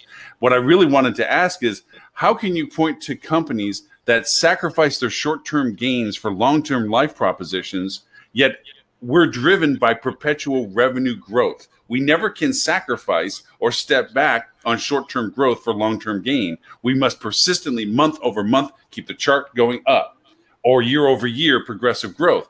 That's not the models that Netflix and Apple and Amazon do. They sell short-term loss for long-term gain. We don't decide to lose money now to have long-term lifetime value of a guest later. We're constantly feed them and churn them, get them up more revenue, increase revenue, drive revenue. Arrow has to always go up. That's what I really want. I have a real answer to that question. Good, because I didn't get to ask that. It may not be a popular one. I can tell you, I work with plenty of hotels who do that. They tend to be owner-operated. They tend to be independent.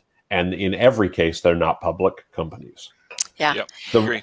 The reality is, if you're a public company, you're managed by sociopaths. And when I say you're managed by sociopaths, I you're don't not in mean the hospitality business. I don't mean the CEOs. I mean the shareholders. Right. Shareholders, right? The shareholders is the smallest who have to show, every quarter that they're getting a positive return on their investment. And if they're not, they're not thinking about running the business. They're not thinking about the long term. And I'm shareholders in lots of companies. I'm the same way as a shareholder. Right. But when we talk about owner-operated independent properties, that are not public, they often will do the right thing for the long-term value of the guest and of the experience and of the business.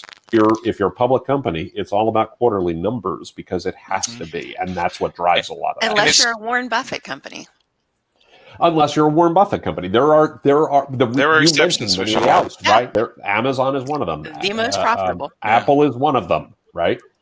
But generally speaking, that's a public markets problem, not a hospitality industry specific problem. The industry is specifically subject to that because of the climate we've been in for the last 10 plus years, right? Because we have seen consistent growth across the market globally for such a consistent amount of time, that is the expectations. And investors that come in see hospitality not as something they're passionate about, but as something that is a safe investment for their money. And that's who we've attracted. A lot of these managers now, they don't care about hosting guests. They're not innkeepers. They're worried about making a return on them dollars. Right. Which brings me to one of the questions you asked, Holly, that I thought was really insightful about the duration of people that worked in the industry. That almost half the people in that audience have never worked in a down economy. Yep. Yeah. That was a bit which is going to make either it's going to be fun the next few years. Very interesting. Yeah. I also wanted to mention the AWS guy that in the 7-minute. My favorite talk of the whole conference was his. AWS. Yeah. We had somebody from Amazon at a Curate meeting a couple of months ago in Baltimore. Yeah. In Baltimore, yeah.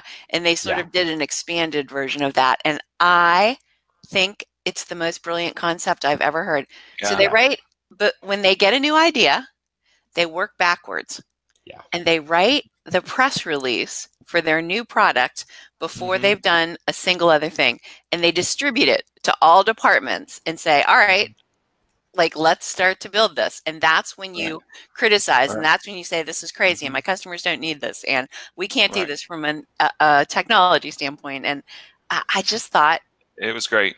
And then they develop FAQs, an internal facing and an external facing FAQ to all the considerations. That's the next step. It's so brilliant. It really is. So brilliant. It was neat. They did it in the Curate program, actually, and I have to give credit to the Curate program for HSMAI. They brought them in and they talked about exactly doing just that, where they go backwards from the inception point. It was there was one of 2 presentations of the Curates in Baltimore, and that was one of them, and it was really excellent. And in that presentation, somebody asked Jeff Bezos, do we always have to do this? Do we always have to work backwards? And his response was, I mean, only if you want to work for Amazon. That's awesome. You don't have to if you want to go and work someplace else. It is, and that's their culture. Yeah. So the guy that gave that talk, David, is a fellow Brit. So I just went to do a chat with him after his talk, and I was asking him, how often does that change when you have a press release at the very beginning? Because a lot of us have worked in development, right? There's scope creep that happens along the life cycle of a project, especially if it's a lengthy project. You start with the requirements that evolves as you learn things. But I think they're doing so much diligence up front and scrutinizing what they're doing up front.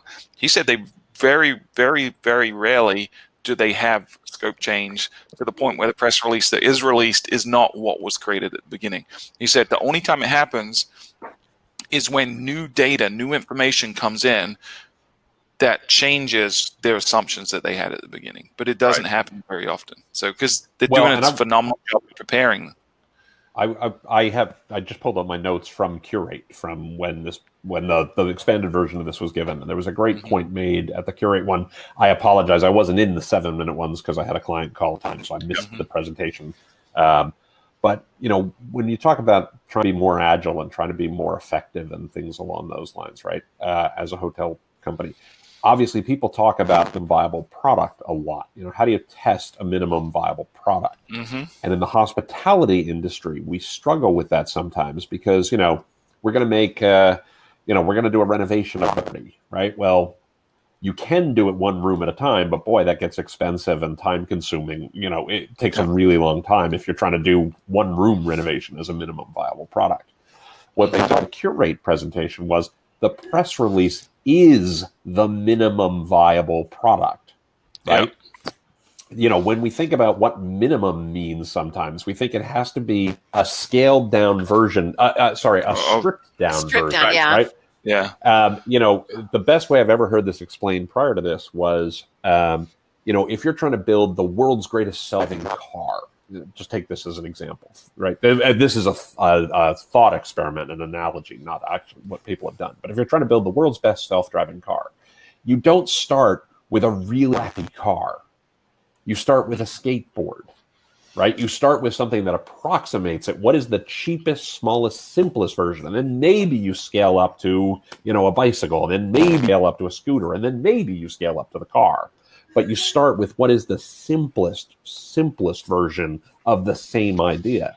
And the press release is the minimum thing you can do by far. But you don't make a crappy press release. You make the best damn press release you possibly can that explains this. And then they go from there to the FAQs, and then they go from there to it. It's a really great point and really, really worth thinking about, you know?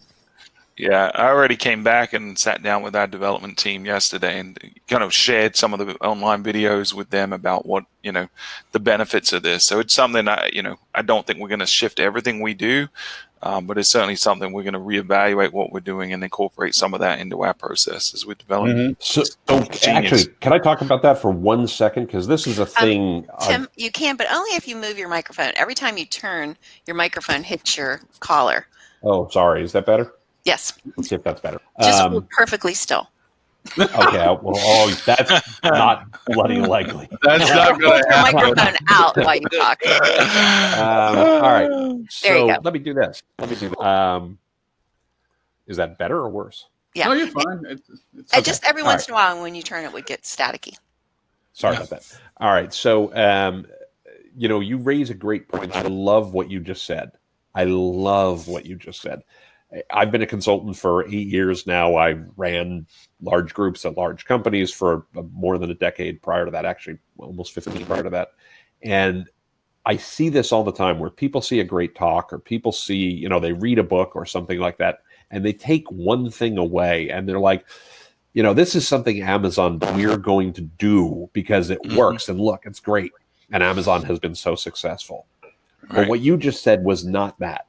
What you said was you saw this thing that Amazon does that's really cool and look to try to incorporate that into our processes. And what you didn't say, but was implied in there, was in a way that makes sense for all of our other stuff. For sure. Right? Yeah. The reason things work at Amazon the way they work at Amazon is because it's the way the systems all work together in support of one another, right? The reason things work at Apple the way they do, all the systems work together in that way. The reason things work at Ritz-Carlton, right? It's an ecosystem, all the pieces. Yep. So when you find these tips, when you find these tools, when you find these ideas, it's take them wholesale and try to force them into your process. It never works. Yeah. And that's why your, president or CEO or SVP or VP or comes to you every 6 months with, okay, here's another new thing way to do it. We're going to try. That's a new way to do it because the last one didn't work. I used to tell people that. Yeah. So we are as an agency. You guys have seen our work. We're very scrappy in how we do things, and that's how we've structured our teams. What is going on? Can you hear that video? Oh, there's an echo going on there. But what we've done is we've kind of taken the bits that make sense from a ton of different places. So if you look at our process, it incorporates the 5 whys, it incorporates the lean startup, it incorporates Scrum, it incorporates big, hairy, audacious goals. So we grabbed little things that we think are cool that can improve. We've taken some that we've dropped because it just didn't work for us. But that's how we iterate, and that's how we've been able to scale rapidly with a very small team of developers. So I used to do that with my teams where somebody came back with a great idea. But we're not Amazon. They wanted it implemented. They wanted it implemented, and it was like what I used to call grabbing the wheel. We just can't grab the wheel and jerk it if we're going in a direction. If it's something that can be incorporated, some new awareness that we can add to what we're doing, albeit that, let's try it. Like Scrum in its earliest form started nicely, but then it started getting harder to implement to scale on some things because there was just so much shareability of resource, and there was then turned into some neglect of individual tasks because somebody was stretched too thin helping everybody else distribute their workloads, that people were getting pulled off of tasks they were specifically assigned to because they were too worried about letting their team members down. So the Scrum 2 came up and it addressed some of that as to prioritizations and levels of participation. So there was a refinement of even the Scrum program. But to that end, all good things have their abilities if they're into the ecosystem that can sustain them. Right. So, Yeah, I just thought it was a great point the way Stewart said it, because really it speaks to a thing that you see done wrong so many times. I saw this cool speaker. They talked about this amazing thing. We're going to do it exactly what they said because it worked over here. Over here for them. It won't work for you. It just means you have to say, how do you make it work in your environment in the appropriate way? How do you fit it into the ecosystem in an appropriate way? Right. By the way, it's about 6 minutes to 1. We're approaching. We can't miss Robert's thing though. We got to talk about Robert's thing. He's not here, so he did kind of. As long as we talk about it in 6 minutes and say our goodbyes in that amount of time, because I literally have a client call at 1 o'clock, so I'm gone at 1 o'clock. Got it. I will talk about Robert on my own, but I can't let him off the list. We did your Tim. We're going to do Robert's. No, sure. Roberts was great, by the way. That's not to diss Robert by any stretch. Roberts was fantastic. Robert did really good on the influencer market, and I think there's aspects about it that definitely need to be discussed because his panel did break apart some questions that people had that were insights that I thought were pretty good. I thought there were some pretty good points to it. Such as? I did not see it. Tell me. Well, the pushback from the audience was, you're telling me that one post can change my world if I don't engage, with them. Or, you're telling me that if I bring these people on board, that they can just say this stuff and it's going to drive business for me. They were very skeptical. Well, I loved there was one woman at the front and it was fantastic because she was just like, clearly influencer marketing was new to her, which is completely fine. It's not necessarily something people have a lot of experience with and stuff. I mean, so no shame there, no harm, no foul. But Robert was talking about the fact that one of the Jenners, I think it's Kylie Jenner. I'm not a Kardashian person, so I don't know. But Kylie Jenner gets $1 million for sharing stuff on Instagram. When she does a sponsored post, she gets $1 million. And this woman was adamant about the fact of, come on, you must be kidding. For a thing that's like 100 words, she gets $1 million? Like, I was not having it, It was great. It was great. That's why I kept waving in the back. It's like, tell her about Snapchat. Tell her about Snapchat. I would say that $1.3 billion market drop. Exactly. Right. But I took a couple of notes in the session that I thought were fantastic. I mean, one of the best was, of course, I thought this was just such a great way to say it, that it's not the influencer, it's the audience. And if they're not your audience, don't work with that influencer, right? It doesn't matter how big the audience is. It doesn't matter how, active the audience is. It matters that they are your audience. And if they're not your audience, they are not your influencer, period.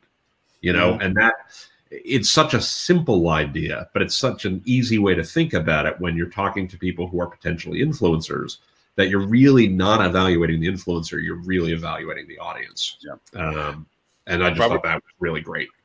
So I know you do at 1 o'clock. We both have to jump off for it, and we're down to that 2-minute wire where we can go over and say where we can find each other. I'll continue with the Robert conversation because there's points of the influencer program. I threw the article up that I can actually refer to specifically, so I don't take him out of context to it, so that we can point out some of the things that they brought up, which I thought were excellent points about how to find and describe influencers, what to steer away from. I think he made some great points, so I could do that. It is absolutely worth talking about. I learned a ton of things. I took a ton of notes. It's not something I've done a lot of work with, and so it was a really great session. Yeah, he did a really good session. So, Mr. Tim, Tim Peters. That has to be a common thing. Oh my God! I don't mind that it happens. I get called Peters constantly. I do mind it when we're talking about the one acknowledgement you get at the Adrian Awards, and it's on a slide, and your name and the name of your company both are misspelled.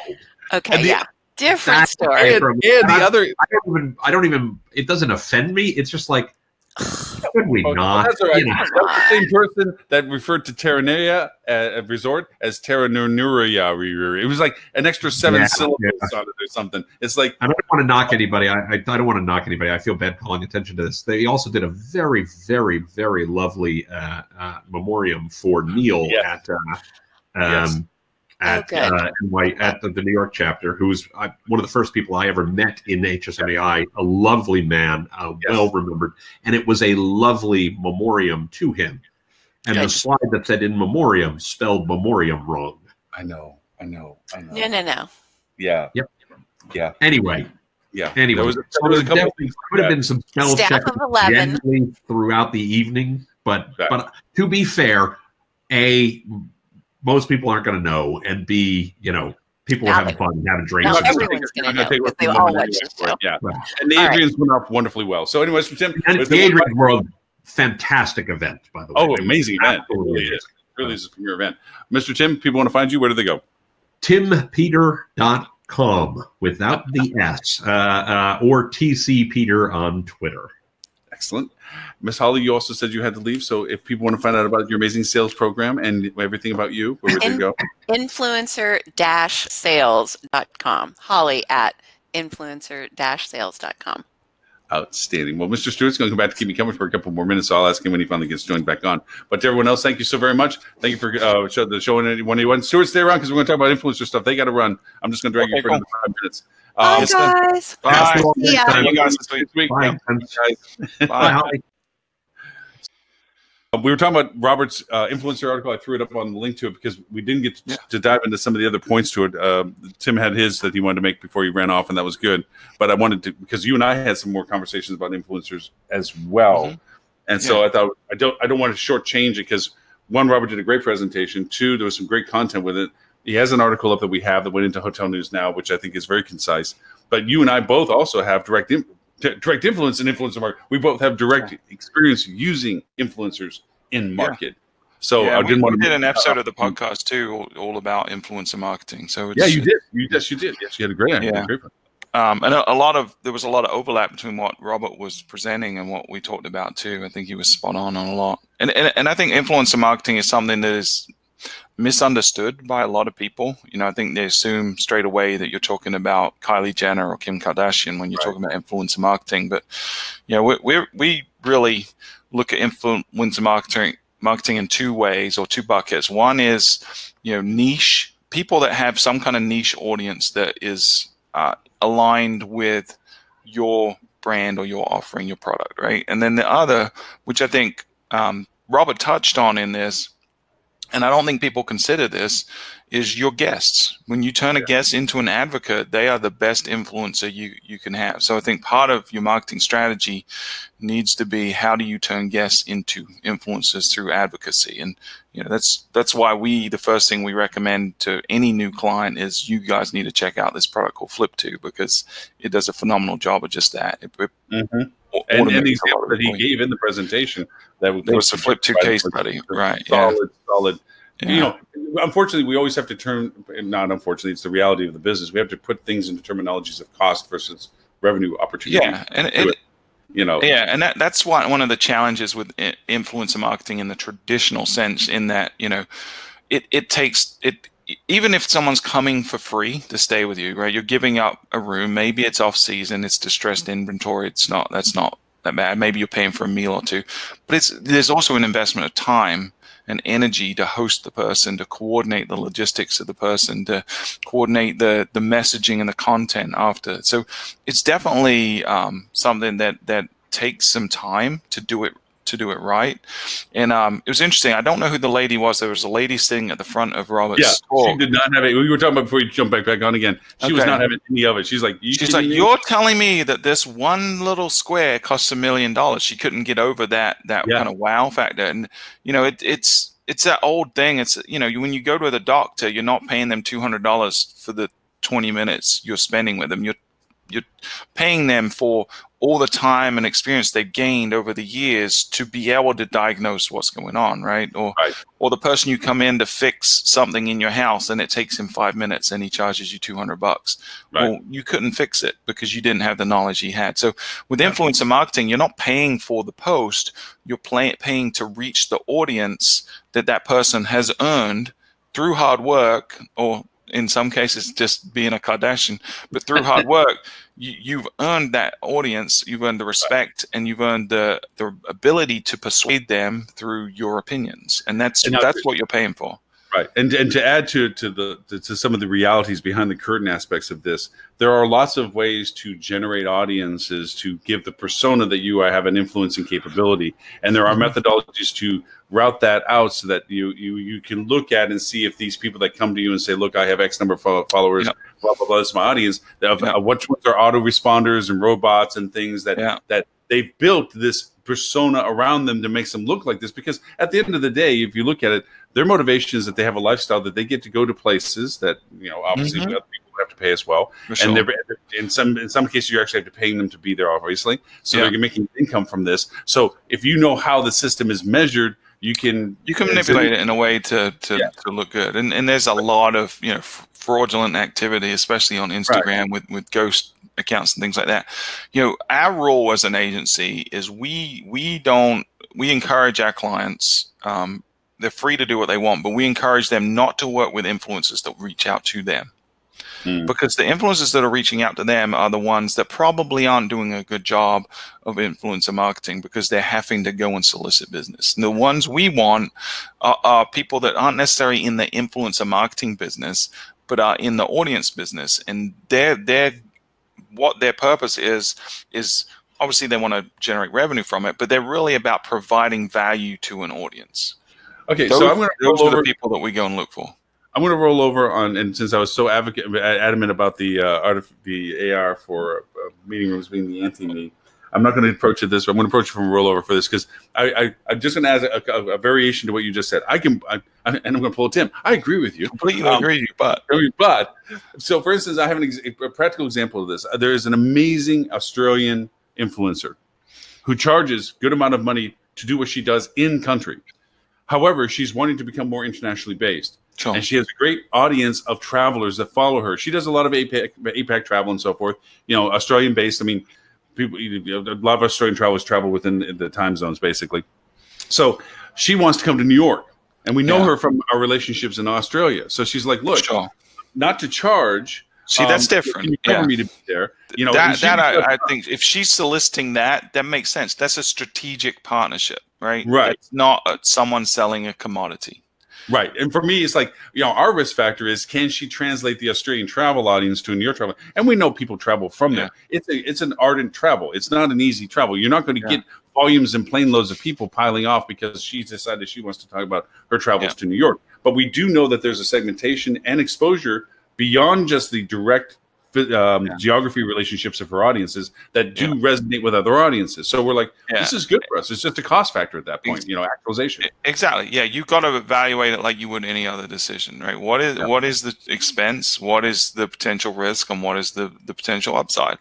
Right? At that point, it's an easy decision to make. And the other one, I don't want to lose for people to keep track of, the creation of advocacy is your strongest tool, going back to one of our earlier conversations, ownership of data and ownership of relationship with your guests. And I to this day smile when I heard this person say this. There's a person, I have an account in Vancouver, and they have a person on site that's for social, which is a rare thing to have, but they have somebody that's dedicated to do their social programs. Mm-hmm. And they're also responsible for consumer sentiment feedback. They kind of piled it together as a justification of the position. Happens a lot. Yeah, and we're talking to them and talk to him, and Adrian goes over and says, like, look, I asked him, says, well, how do you handle your really bad comments that truly were justified in their anger, justified in their so forth and so on. He says, I see them as my next hero. Yeah, and I was like, well, tell me about it. And it's like, because if I can solve and satisfy and conclude their problems in a way that makes them feel good about the fact that what they did got the answer they wanted, they're going to tell people, and people that know that person know that person's that person. And that person, and if that person's saying good stuff, well, damn it, that place better be pretty good because they made that guy say that, And I'm like, that is the most optimistic. Yeah, that's how every single person that manages online reputation responds to reviews. That's how they should see it. Your worst detractor could potentially be your best advocate. 100%. I mean, there's those that do it just for the purity of what they can get out of it, and that's always bane of anything. There's always that possibility. But for the reality of it is, for those who truly are complaining, legitimate or not, but complaining about something that they're wanting to correct, and you can correct for it in a way that creates advocacy for them, that really does turn into your best influencers because those people are similar in and not only to does their voice and the people, their audience that they reach, but also, especially if it's done in a public forum like TripAdvisor, if you can turn that person around and people can visually see that, all the thousands or hundreds of thousands of potential guests that are reading those reviews can see that you turned it around, that's really, really, really powerful. So, never burn a bridge with a disgruntled guest ever. No, and one of the things that people forget to do is, you know, once you've tried to make it up to them, we did an episode of the podcast a couple of weeks ago on this, but when you've apologized, when you've made amends, when you've empathized, it doesn't ever hurt, and you should always offer the olive branch and invite them back. You know, show them that you want them to come back so that you can, you know, make sure there's closure on whatever the issue was. And it goes back to, again, one of the earlier shows where we talked about that tongue-in-cheek, funny answer stuff. You know, that there's a time that it can be pulled off, and then time it can blow up. Yeah, you know. But if you can pull that off in the sense of at the end of every Avenue Road, like we talked about back then, that you've done everything that you can, and there's no resolution to their angst. That it's just they're going to hate you no matter what you've tried to do for them. And that's the reality sometimes. You need to speak to the larger audience and say, okay, guys, you know, we're really sorry we didn't build that extra room, and you know, we're going to shoot the person that bothered you and all this other stuff. I mean, but sometimes it's okay to say, okay, this person's clearly unreasonable. Let me shine a light on that to the mass audience and assure them that they're not going to have issues because they don't care about the same nonsense that this person's complaining about. We had a client one time where it was a super luxury property, and someone on TripAdvisor was ranting about the fact that, and I don't know if you have a strong opinion on this, I actually do, but which way around the toilet paper should drop, right? Should it drop out or in, right? Off the top. It should always come out, right? Unless some people argue that if you have kittens or puppies, that doing it in stops them doing this and you know, dispensing the whole thing. But I think most people would say toilet paper kind of comes out. They had a housekeeper that was a bit willy-nilly with that and didn't always put them out. And I mean, rightfully so. If you're a luxury resort, that kind of 5-star luxury, you should be paying attention to that kind of detail. But someone went off about how their stay was ruined by the toilet paper. And clearly that's unreasonable, right? So they tried to deal with it the way they could. You know, our policy is to do it out. It was a training issue. We corrected this and we apologized, you know. But the person wouldn't let it go. And they ended up having to kind of be a little bit of a smarty pants to the person, you know. Sure. But then there are situations. You ought to apply common sense. But that goes back to the nuances of the details associated with the caliber of product you try to represent. I mean, and I say this from the purity of trying to improve situations, and this is a client-based hotel. You know, I go in and the alarm clock is not set to the current time zone correctly. The hangers that you're trying to be warm and welcoming are the stupid little ones with the little post on the top.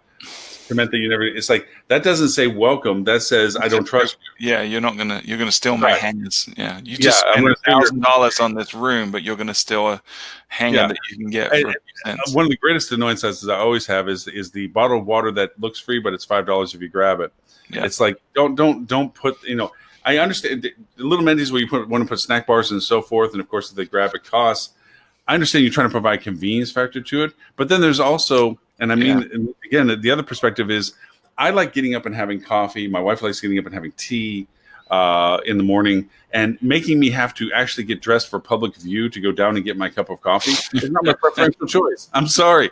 I want to walk around and drink some coffee and watch the morning show, plopped back in bed like I got another half hour of time to kill or something. But that's funny. You know, these are just little I'm picturing Tony Soprano walking down his driveway to pick up the newspaper and his robe. I got the whole look going on. Hey, I did want to pick one other thing. So this Time magazine I read on the plane to and from.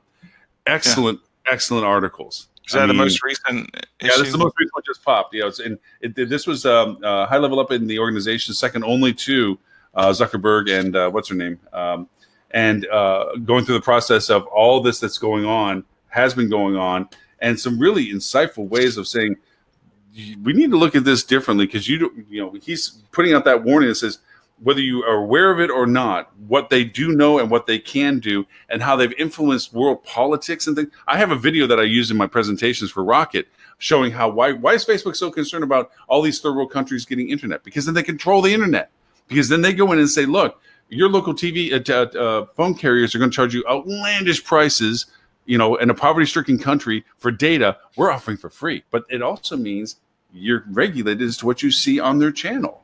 At that point, Facebook's controlling their internet access. And because of that, they can control the message.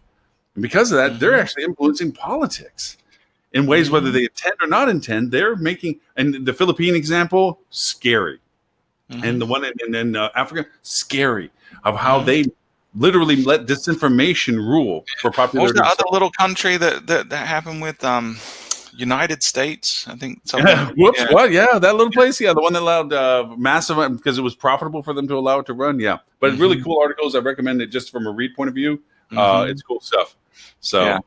But going back to influencer marketing real quick, I think if done correctly, it's really, really powerful. We did an episode of the podcast last year that talked about the top 10 ways to drive direct bookings. And I was the only one of the group of 4 that actually had it on the top 10 list. Yes, but it was number 10 on my list. I really feel like if done correctly, it can be a phenomenal way of not just driving direct bookings, but driving new business, people that you hadn't reached before. But I think the key to it is finding a matching passion with the person, the influencer, and their audience in what your brand stands for.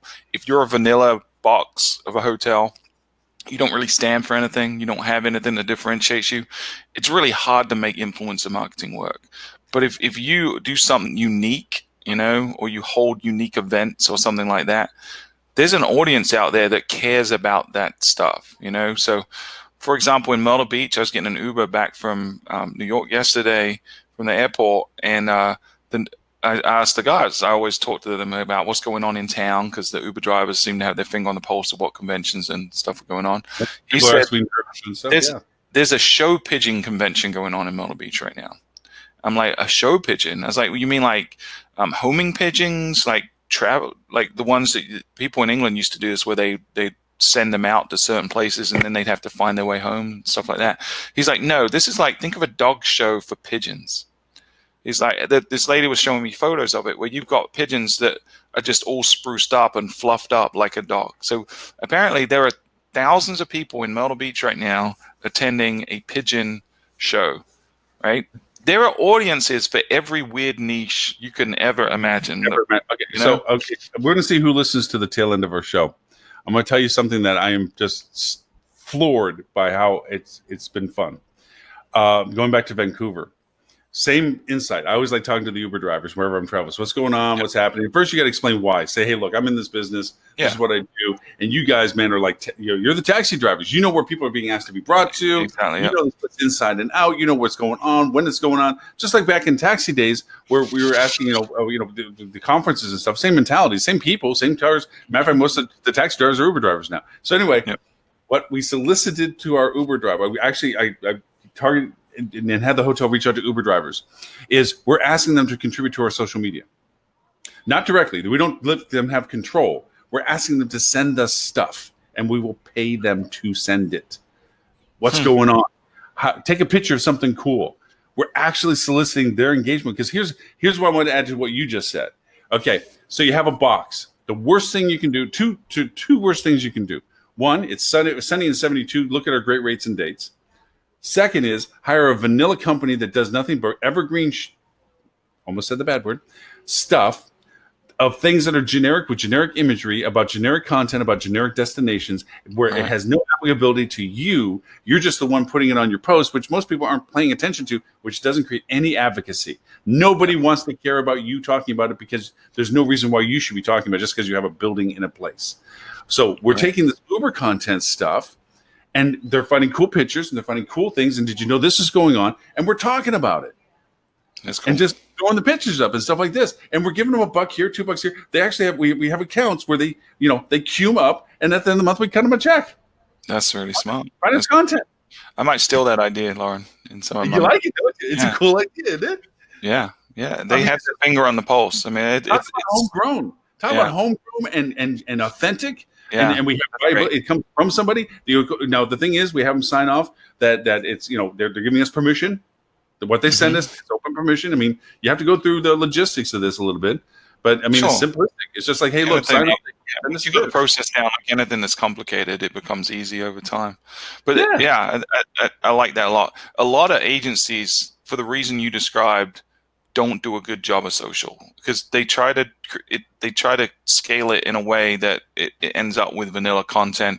I've seen agencies. I got a guy that used to work, and I'm not going to name the agency, but one of our competitors, and their social strategy was basically, let's produce one piece of content that's kind of generic but evergreen, and see how many clients we can repurpose that same content on. You know, and that's, you know, that one of their key drivers as an agency is always efficiency of labor, and so that sounds good on paper, but it's never going to be effective. I'm looking at these vanilla agencies that are posting pictures of the competitors of the client that they're posting them for, because it's the generic image of the destination. And I mean that by South Beach, Florida. Because I'm watching, it's like, you do know that's a picture of the hotel down the road from you, but because that was the generic picture of South Beach, they posted it for you and you're one block up. Come on, walk outside, take a picture, send it to them, okay? Yeah, we got clients, well, not clients, but there's properties that do that in Myrtle Beach, right? So if you've ever been to Myrtle Beach, there's a lot of hotels. It's a long strip. We actually have 60 miles of beautiful coastline. It's one of the greatest areas on the south coast, southeastern coast. But most of the photos these days, because there's like a little boardwalk area now, there's a sky wheel, you know, that's become the iconic photo. So there's a lot of clients that are 3, 4, 5 miles away plus from that area, but on their website, it's beautiful Myrtle Beach, and it's a photo of that. And then you know, you're just telling people they need to go stay 10 miles down the street. It's ludicrous. Well, again, you know, there's ways that, I mean, we did the same thing with New York for one of the hotels I have, is that we took Google Earth, had it zoom in, and then at a moderate altitude, stopped it, and then did Google Earth when you have the elevated view, and then got it close enough to street level that we had it from the view of the perspective. I made the ping go down where I was across the street by the Madison Garden facing the hotel, down to that other. So it was a transitional of showing you visually where you are, you know. And something with the Myrtle Beach is like, come from the beach and zoom over to your hotel, just to show where you are in relationship to this iconic. Because granted, iconic images solicit immediate retention. I mean, it's being shown enough that there's that retention. That's Myrtle Beach. That's Myrtle Beach. It's like looking at the Eiffel Tower. That's Paris. That's Paris. You know, same thing. I'm not taking away from the value picture of the picture, but show the relevance of the picture to the context that you are. Yeah, exactly. You know? And then if anything, go fly a drone. No, it's all about augmented reality, buddy. All about making meeting spaces of it. That's funny. I was on the opposite side. I'm going to show you a killer augmented reality app. One of my buddies used to own a co-work facility in our town, and he's moved away. He's worked on a lot of kind of VR and AR type projects, worked in the game industry a lot, but he's created a tool. His company, he's in a startup now, that's created a tool that allows you to build prototypes of AR functionality. So without having to know any of the game mechanics of putting 3D models on, you know, because you have to use some of the like Unreal Engine or something like that to build the 3D models to put in some of these complex things. There's a neat mobile app called Fly. You can build your own 3D model real quick. We're just taking a picture of it, and it'll do a 3D image of it, and you can create a 3D model from it. But anyway. That's pretty cool. So these guys, what they've done is they created the tool so you can build AR app functionality, basically a prototype. And then if you want to actually go and build the real deal, you can either do it yourself or they can build it for you. So it's a pretty cool. It's a free tool. I'll send you the link. But please. He was telling me, you know, some of their best pitches have been to get people to understand the value of it, have been using the tool. So what he showed me was this really cool. It's on YouTube. I'll send you the video too. But he had people coming to their office to be pitched. And so they came in and they handed them a tablet that had the software already on it, and it had instructions on it. And so no one greeted them, but along the way, they could use this AR to meet the people that they were going to meet. It gave them, they had this virtual helicopter or airplane with the guy they were going to meet's face in it that was flying them around and pointing them in the right direction. And so they used this tablet to actually get to the meeting room. And they said by the time they sat down in the conference room, they'd close the deal because it's so easy for them to use and for them to prototype. So taking that kind of technology to a hotel and doing things like wayfinding, like show me my room, you know, somewhere that's spread out, a resort kind of property where not everything's easily located, or even in a behemoth like the Marriott Marquis that the conference was in this week. If I could pull up an app and say, where is the gym? And it's going to say, go to this floor. And I get on that floor and there's a guide pointing me in the direction and pointing out points of interest along the way.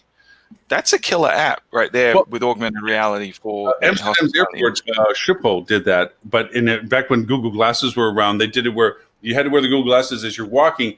There was where these pillars were, which had other stuff on it, but instead the Google Glasses showed you big green arrows showing you this is where your flight is, or this is where the restroom is, or whatever you're doing. Yeah, but to this end, I mean, for something like that, I mean, that's cool stuff.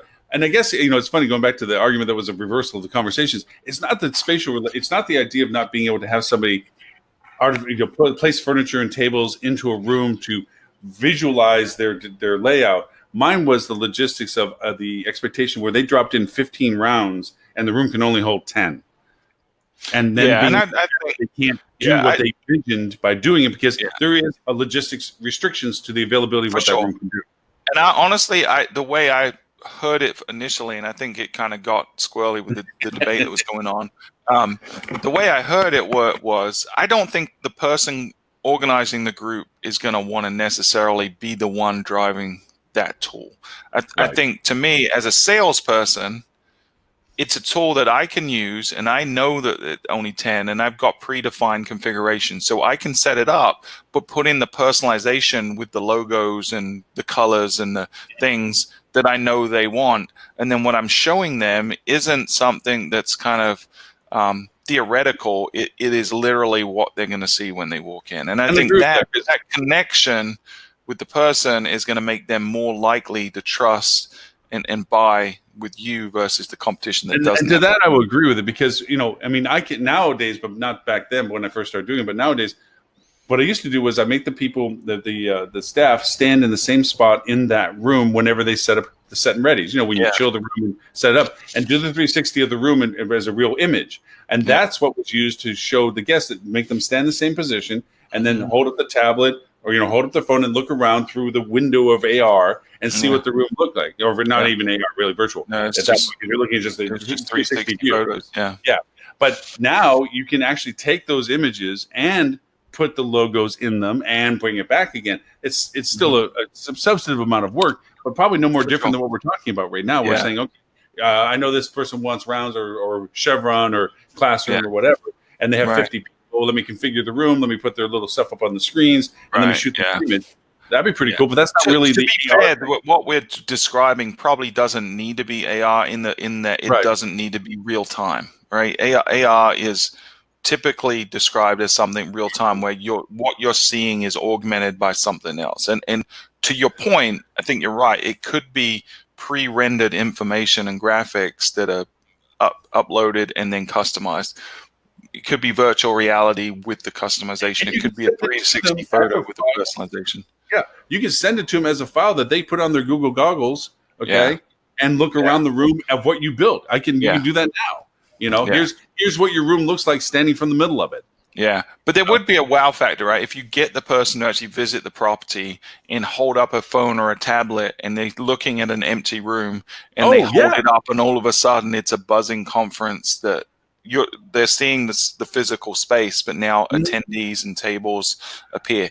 That real-time augmented reality would be that for a fact, because that's what we used to do for the weddings. Wow, because normally in weddings with Smurf Business, you go over and you have to sit down with the chef and they go through the recipe selections. You have samplers and so forth, and then at the tail end, you bring in the bride and the bride's mom to their room. Okay, and you usually stage a table with all the seat covers, centerpieces, silverware, plate selections, all that stuff to impress them. Of now, imagine this in this room with all these tables. Well, you're not going to set the whole room, especially large scale stuff. You're not going to set and ready a ballroom for 500, 300 people or whatever. You're going to set a table. So what we used to do is because again, it goes back to what I was saying. Your product has limited color selections. Like I have white chair covers or black chair covers. I have tall centerpieces, short centerpieces. I have blue. I have red. I have green napkins. I have whatever. As you go through the process of your daily banquets and events, you go through all your set selections. You have all your color variations. You have your centerpiece combinations. You have, and as long as you keep taking a library of pictures in 360, you have the one most likely, if not exactly what you're selling, close to what you're selling. So now you bring the bride in. I mean, I've literally been there. We walked them in, and here's this ballroom with stacked chairs and rolled tables leaned up, and they're like, huh? And it's like, this is your room. And they're like, oh, wow, great. And I said, no. Yeah. And then you want to tablet, this is your room, and make them stand in that one spot you take the pictures from. And now they look around and all the tables are. But that's the difference, right? So the advantage of it being AR versus the static image is they don't have to stand in that one spot. They can explore. They can walk around. They can move the device, and it's rendering in real time. Yeah, no, that's one thing. You can't walk around the room with what I did, but you don't have to stand in the exact spot. The idea of what the exact spot is, when you're holding it up and you're looking towards the corner where the stage would be or whatever, you're seeing it perpetually where it would be. I get it, right? Which you wouldn't need to do that with AR. So I think it's cool. I think they both accomplish the same. I honestly think the AR solution is cooler for that reason. Great cool factor. Probably more complex too, but for the reason that it's cooler, I'm surprised you argued against it, because you usually are all in on super cool. You know, it'd be really super cool. Instead, would be voice command AR. I want a sofa over there. Make it green. I want a stage over there. That would be super cool. You know, it'd be cool too if it wasn't screen-based AR, but it was hologram projected AR. Ooh, that would be uber cool. That would be the coolest, actually. Yeah, nope. One top on that. Then we do 3D printing. As they're talking, you print it right there in front of Might take a while. We got to print 700 more chairs. We'll just transport the chairs there. We'll transport the chairs and the tables and everything there. We'll just transport them. We're getting to holodeck status now. Exactly. That's what I'm thinking. That's what I'm thinking. Yeah. All right. Well, awesome. Thank you. It's actually, I've absolutely enjoyed every conversation we've had these past few days. Thank you so much. It's been fun. We spent a lot of time together. It was fun getting to know the history of Lauren and all the advice she gave me. But it was a really good conference overall. I really enjoyed. I learned a lot. I think, the one thing that kind of really smacked me in the face was the Amazon one, but there was a lot of reinforcement, a lot of acknowledgement of what we've been saying for a while, and it's coming to fruition. I think it was good to see some of our predictions are beginning to happen. So if anyone didn't attend this conference, whether you're in whatever your role is in hospitality, whether you're a marketer, sales, operations, I don't think it matters. I think everyone can get something out of this conference, and it's every year in New York at the Marriott Marquis somewhere. They announced next year's date yet? I don't know. Not yet. It usually has been in February, and this year was January. I don't know what So it's usually January, February in New York at the New York Marriott Marquis. It's the hospitality HSMAI's digital, strategy conference, I think. Strategy conference, And it's just good. And if you're someone that wants to connect with other people in the industry, it's also one of the best events. There's lots of time for networking, not a lot of salesy stuff going on, right? There are little tabletops for some of the vendors, but you don't see a lot of people pitching at this thing. It really is something where people are going to learn, and I think everyone would get something out of it. Yeah, and also I have to say, is credit to the vendors that do take the time to get a booth space or table space and so forth, is that they want to attend as much as they want to participate. So they don't send, what was it, booth candy and low junior grade people. Their top people tend to come because they want to be in the conference to listen to it and participate. Because again, it's about the connections, right? Yeah. So you're oftentimes when you're talking to these vendors, you're talking about the CEO, like Anil was there for Milestone. I mean, he's the freaking president of the company, Yeah, the owner of G-Commerce was there as well, So there were probably 5 or 6 agencies there. One of the owners from Blue Magnet was there as well. So you're getting the caliber person that can talk to you and actually tell you what they're doing from the core. Yeah, which is nice. Yeah, instead of talking it's good. Oh, I don't know, but we can some information. Those kind of people aren't there really. So yeah. We will have to on the next show talk about the Accor Hotels, the interpretive thing. I forget the one thing I confused with Holly today. That from Sephora was the Solstice or that thing. I wasn't a fan, man. Neither was I. Yeah. That's why I want to hit because I actually broke it. It was all sizzle and no steak. I broke it. They had the same presentation at the Adrian's during the networking. And I saw that it was a 14 variation to a 12 variation to a 6 variation. So if you alternated the first 14 to either or, because it was yes, no's, whether you like the image to go one way or another, and then you halved it on one side and then you altered it on the other, it would say can't correlate, can't describe to you what it is that you need to see. Yeah, it was to me it was a glorified very expensive version of those surveys you get on Facebook all the time. Yeah. And the little thing that they kept putting on people's head to show that they were doing some scientific mumbo jumbo. I own one of those. It doesn't do that. that was they had the biometric, which was a touch. They had the wristband, which was for blood pressure. I will say this though, right? And I do this. I'm quick to dismiss certain things like this that are gimmicks, right? In terms of when I look at it from the perspective of, is this going to drive a ton of direct bookings? Are people that experience this more likely to book with this hotel or not? Maybe, but it doesn't really scale to a point where that's profitable. The amount of money they probably invested in this project, this campaign is I'm scared to even think how much. I wouldn't even want to. Yeah.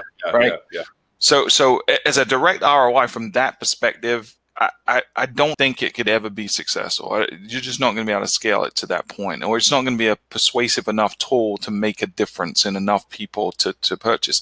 But when you do look at the amount of press coverage they get, if you look at it as if this was a PR stunt, it was probably well worth it, because, I mean, you saw how many media impressions they earned from that without having to spend money to gain those, right? So I think if you look at this as this was nothing more than a very complicated PR stunt, it probably paid off for them. How many people have heard of the brand and read about the brand and seen the brand now that didn't before? Very true. And it positions the brand in a certain way, which is another part of the objective, right? Which is changing opinion of the brand positioning. It's high tech and innovative, and there's a lot of things that go along with the fact they did values. Look, they're innovative and they're progressive.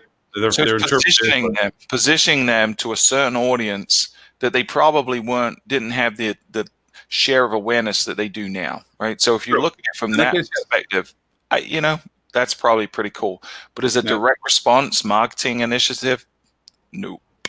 Not at all. I wasn't really stoked with that. Yeah, but your point. Mr. Stewart, people want to know about fun to work on that project. I would have loved to work on it for sure. Yeah, it would have been fun. I mean, granted, but yeah. So you guys doing another podcast today? Yeah, we're doing an episode today on Pete put together the notes. I haven't actually looked at them yet. I got to look at them after here, but we've talked about the subject a lot. So there's a lot of things you do in your marketing initiatives where you set it and forget it. Right. I'll give an example. ADA compliance is one of those, right? A lot of people go through the painstaking process of ADA compliance, and it's done, and it passes the scanners, and they get their attorneys to look at it, and everyone's happy, and then they move on. And then they don't think about it anymore because it's a checkbox that's checked. But, things like GDPR, ADA compliance, there's a lot of others we'll talk about in the show too, are really something you need to be considering on a routine basis. So what we're going to be talking about in today's show is, what are some things you should be doing on a quarterly or annual, even more frequent basis to maintain marketing health. That's excellent points. Excellent, because to your point is you're saying this. That'll be the subject. So we'll probably record that today and publish it on Monday would be my guess. Yeah, because I mean, to your point, it's like ADA compliance. It's like, okay, fine, but then as I add marketing campaigns and new additional pages for them, am I as concerned about doing them at that time as I was when I was doing it? Right. So I can spend hundreds of thousands of dollars if I'm a big corporation making sure everything's ADA compliant or at least matches the WCAG 2.0 AA standards. But then one intern puts one image on my homepage that doesn't have an alt tag, I'm no longer ADA compliant. And also to that end, a non-secured image that kills your SSL because it gets loaded up and all of a sudden you're off. The image is 10,000 pixels wide and it's only rendering at 600 pixels wide, but because it's a large image, it's 50 megabytes, and it's now slowing down your site. And guess what? You just meant my cost per click went up on all my paid advertising on Google. Because it's part of my quality score, right? My organic search rankings are going to suffer. The guest experience is going to suffer just because someone put an image on the website without considering all of the implications. So it should be. That's an excellent topic. I mean, and honestly, and not to steal it, but I would love to bring it back up on the show later another time after you guys went through this, because I'm sure you're going to talk about it in much more depth, and we'd love to have you come back with it, because that's so true. It is so true that those things happen. So we're always looking at the next thing. We never stop to say, hey, that thing we already did, is it, do we need to check on it? Yeah. All right. So if people want to know about you, where is it they can find you? I'm sorry, I'm talking about your podcast, but yeah. So you can find us anywhere online at Fuel Travel. So Twitter, Facebook, our website is fueltravel.com. If you want to email us, you have questions that you want us to answer on the podcast, info@fueltravel.com. And then if you want to subscribe to the podcast, anywhere you listen to podcasts, you just type in Fuel Hotel Marketing and you'll find us, or you can go to our website, which is fueltravel.com/podcast. And we've had, I think, this will be our 103rd episode that we'll have published. Congratulations. Congratulations. Yeah. So it's been a lot of fun. What started out as an internal kind of fun project has become really the cornerstone of all our marketing initiatives now. We had no idea how much it would take off. I think you can lay claim to being the most popular, most useful at the very least, because there's a lot of hospitality podcasts out there that a lot of noise, things. They're news. There's opinion. I mean, this show in particular is more about opinionated insights and so forth. Yeah.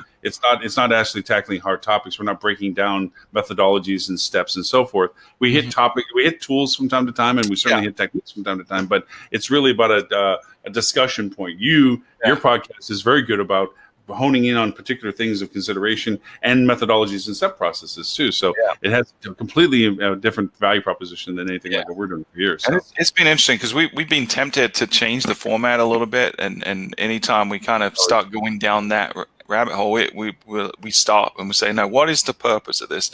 And really, we started out genuinely wanting to help the audience. How can we that mom and pop hotel where that person doesn't have marketing background, they're cleaning the toilets and answering the phones. How can we help them put more heads in beds? Like that, right. That was the pure concept when we began, and we never want to get away with it. We'll occasionally do things like interviews. We had Marco from Duetto on there, but whenever we have a guest on, we say this is not an interview show. Like, you have to come to us with a tangible subject that is, a top 5 pieces of advice for a subject matter. So when he came on, we brought his expertise on revenue strategy, and so we dug into advice for people that are struggling with revenue strategy. So you might see more guests on the show, but it's always going to be at the core, how do we help people be better marketers in the hospitality industry? Yeah. No, you do a very good job with it. Excellent job of it. So, well, with that, for everyone else that wants to watch this show as a replay and all the topic notes, the links that we were sharing into the chat box, you can go to hospitalitydigitalmarketing.com/live. Look for show number 181. There you'll also find links to the previous 180 episodes, also too with links to all the things we talk about on those shows as well. With that in mind, we will be back again next Friday, 11:30 Eastern, for show number 182, where we'll find out how well Robert enjoyed New York City. If there's any stories to tell about his family adventures, like he's like Griswold out of Family Vacation. I'm sure there's some story that's going to come out of this. Holiday. Anyway, so with that, thank you everyone for your attendance. We did wow, good. It's a long one today. Yeah, there was a long one today, but it was a lot of fun. And sorry, Mr. Webb, we ran out of time to have you on the show today. Maybe we'll have time next week for you if we don't know. Enjoy your time down in the Bahamas. Till then, we'll talk to everybody next Friday. Bye now. Bye, guys.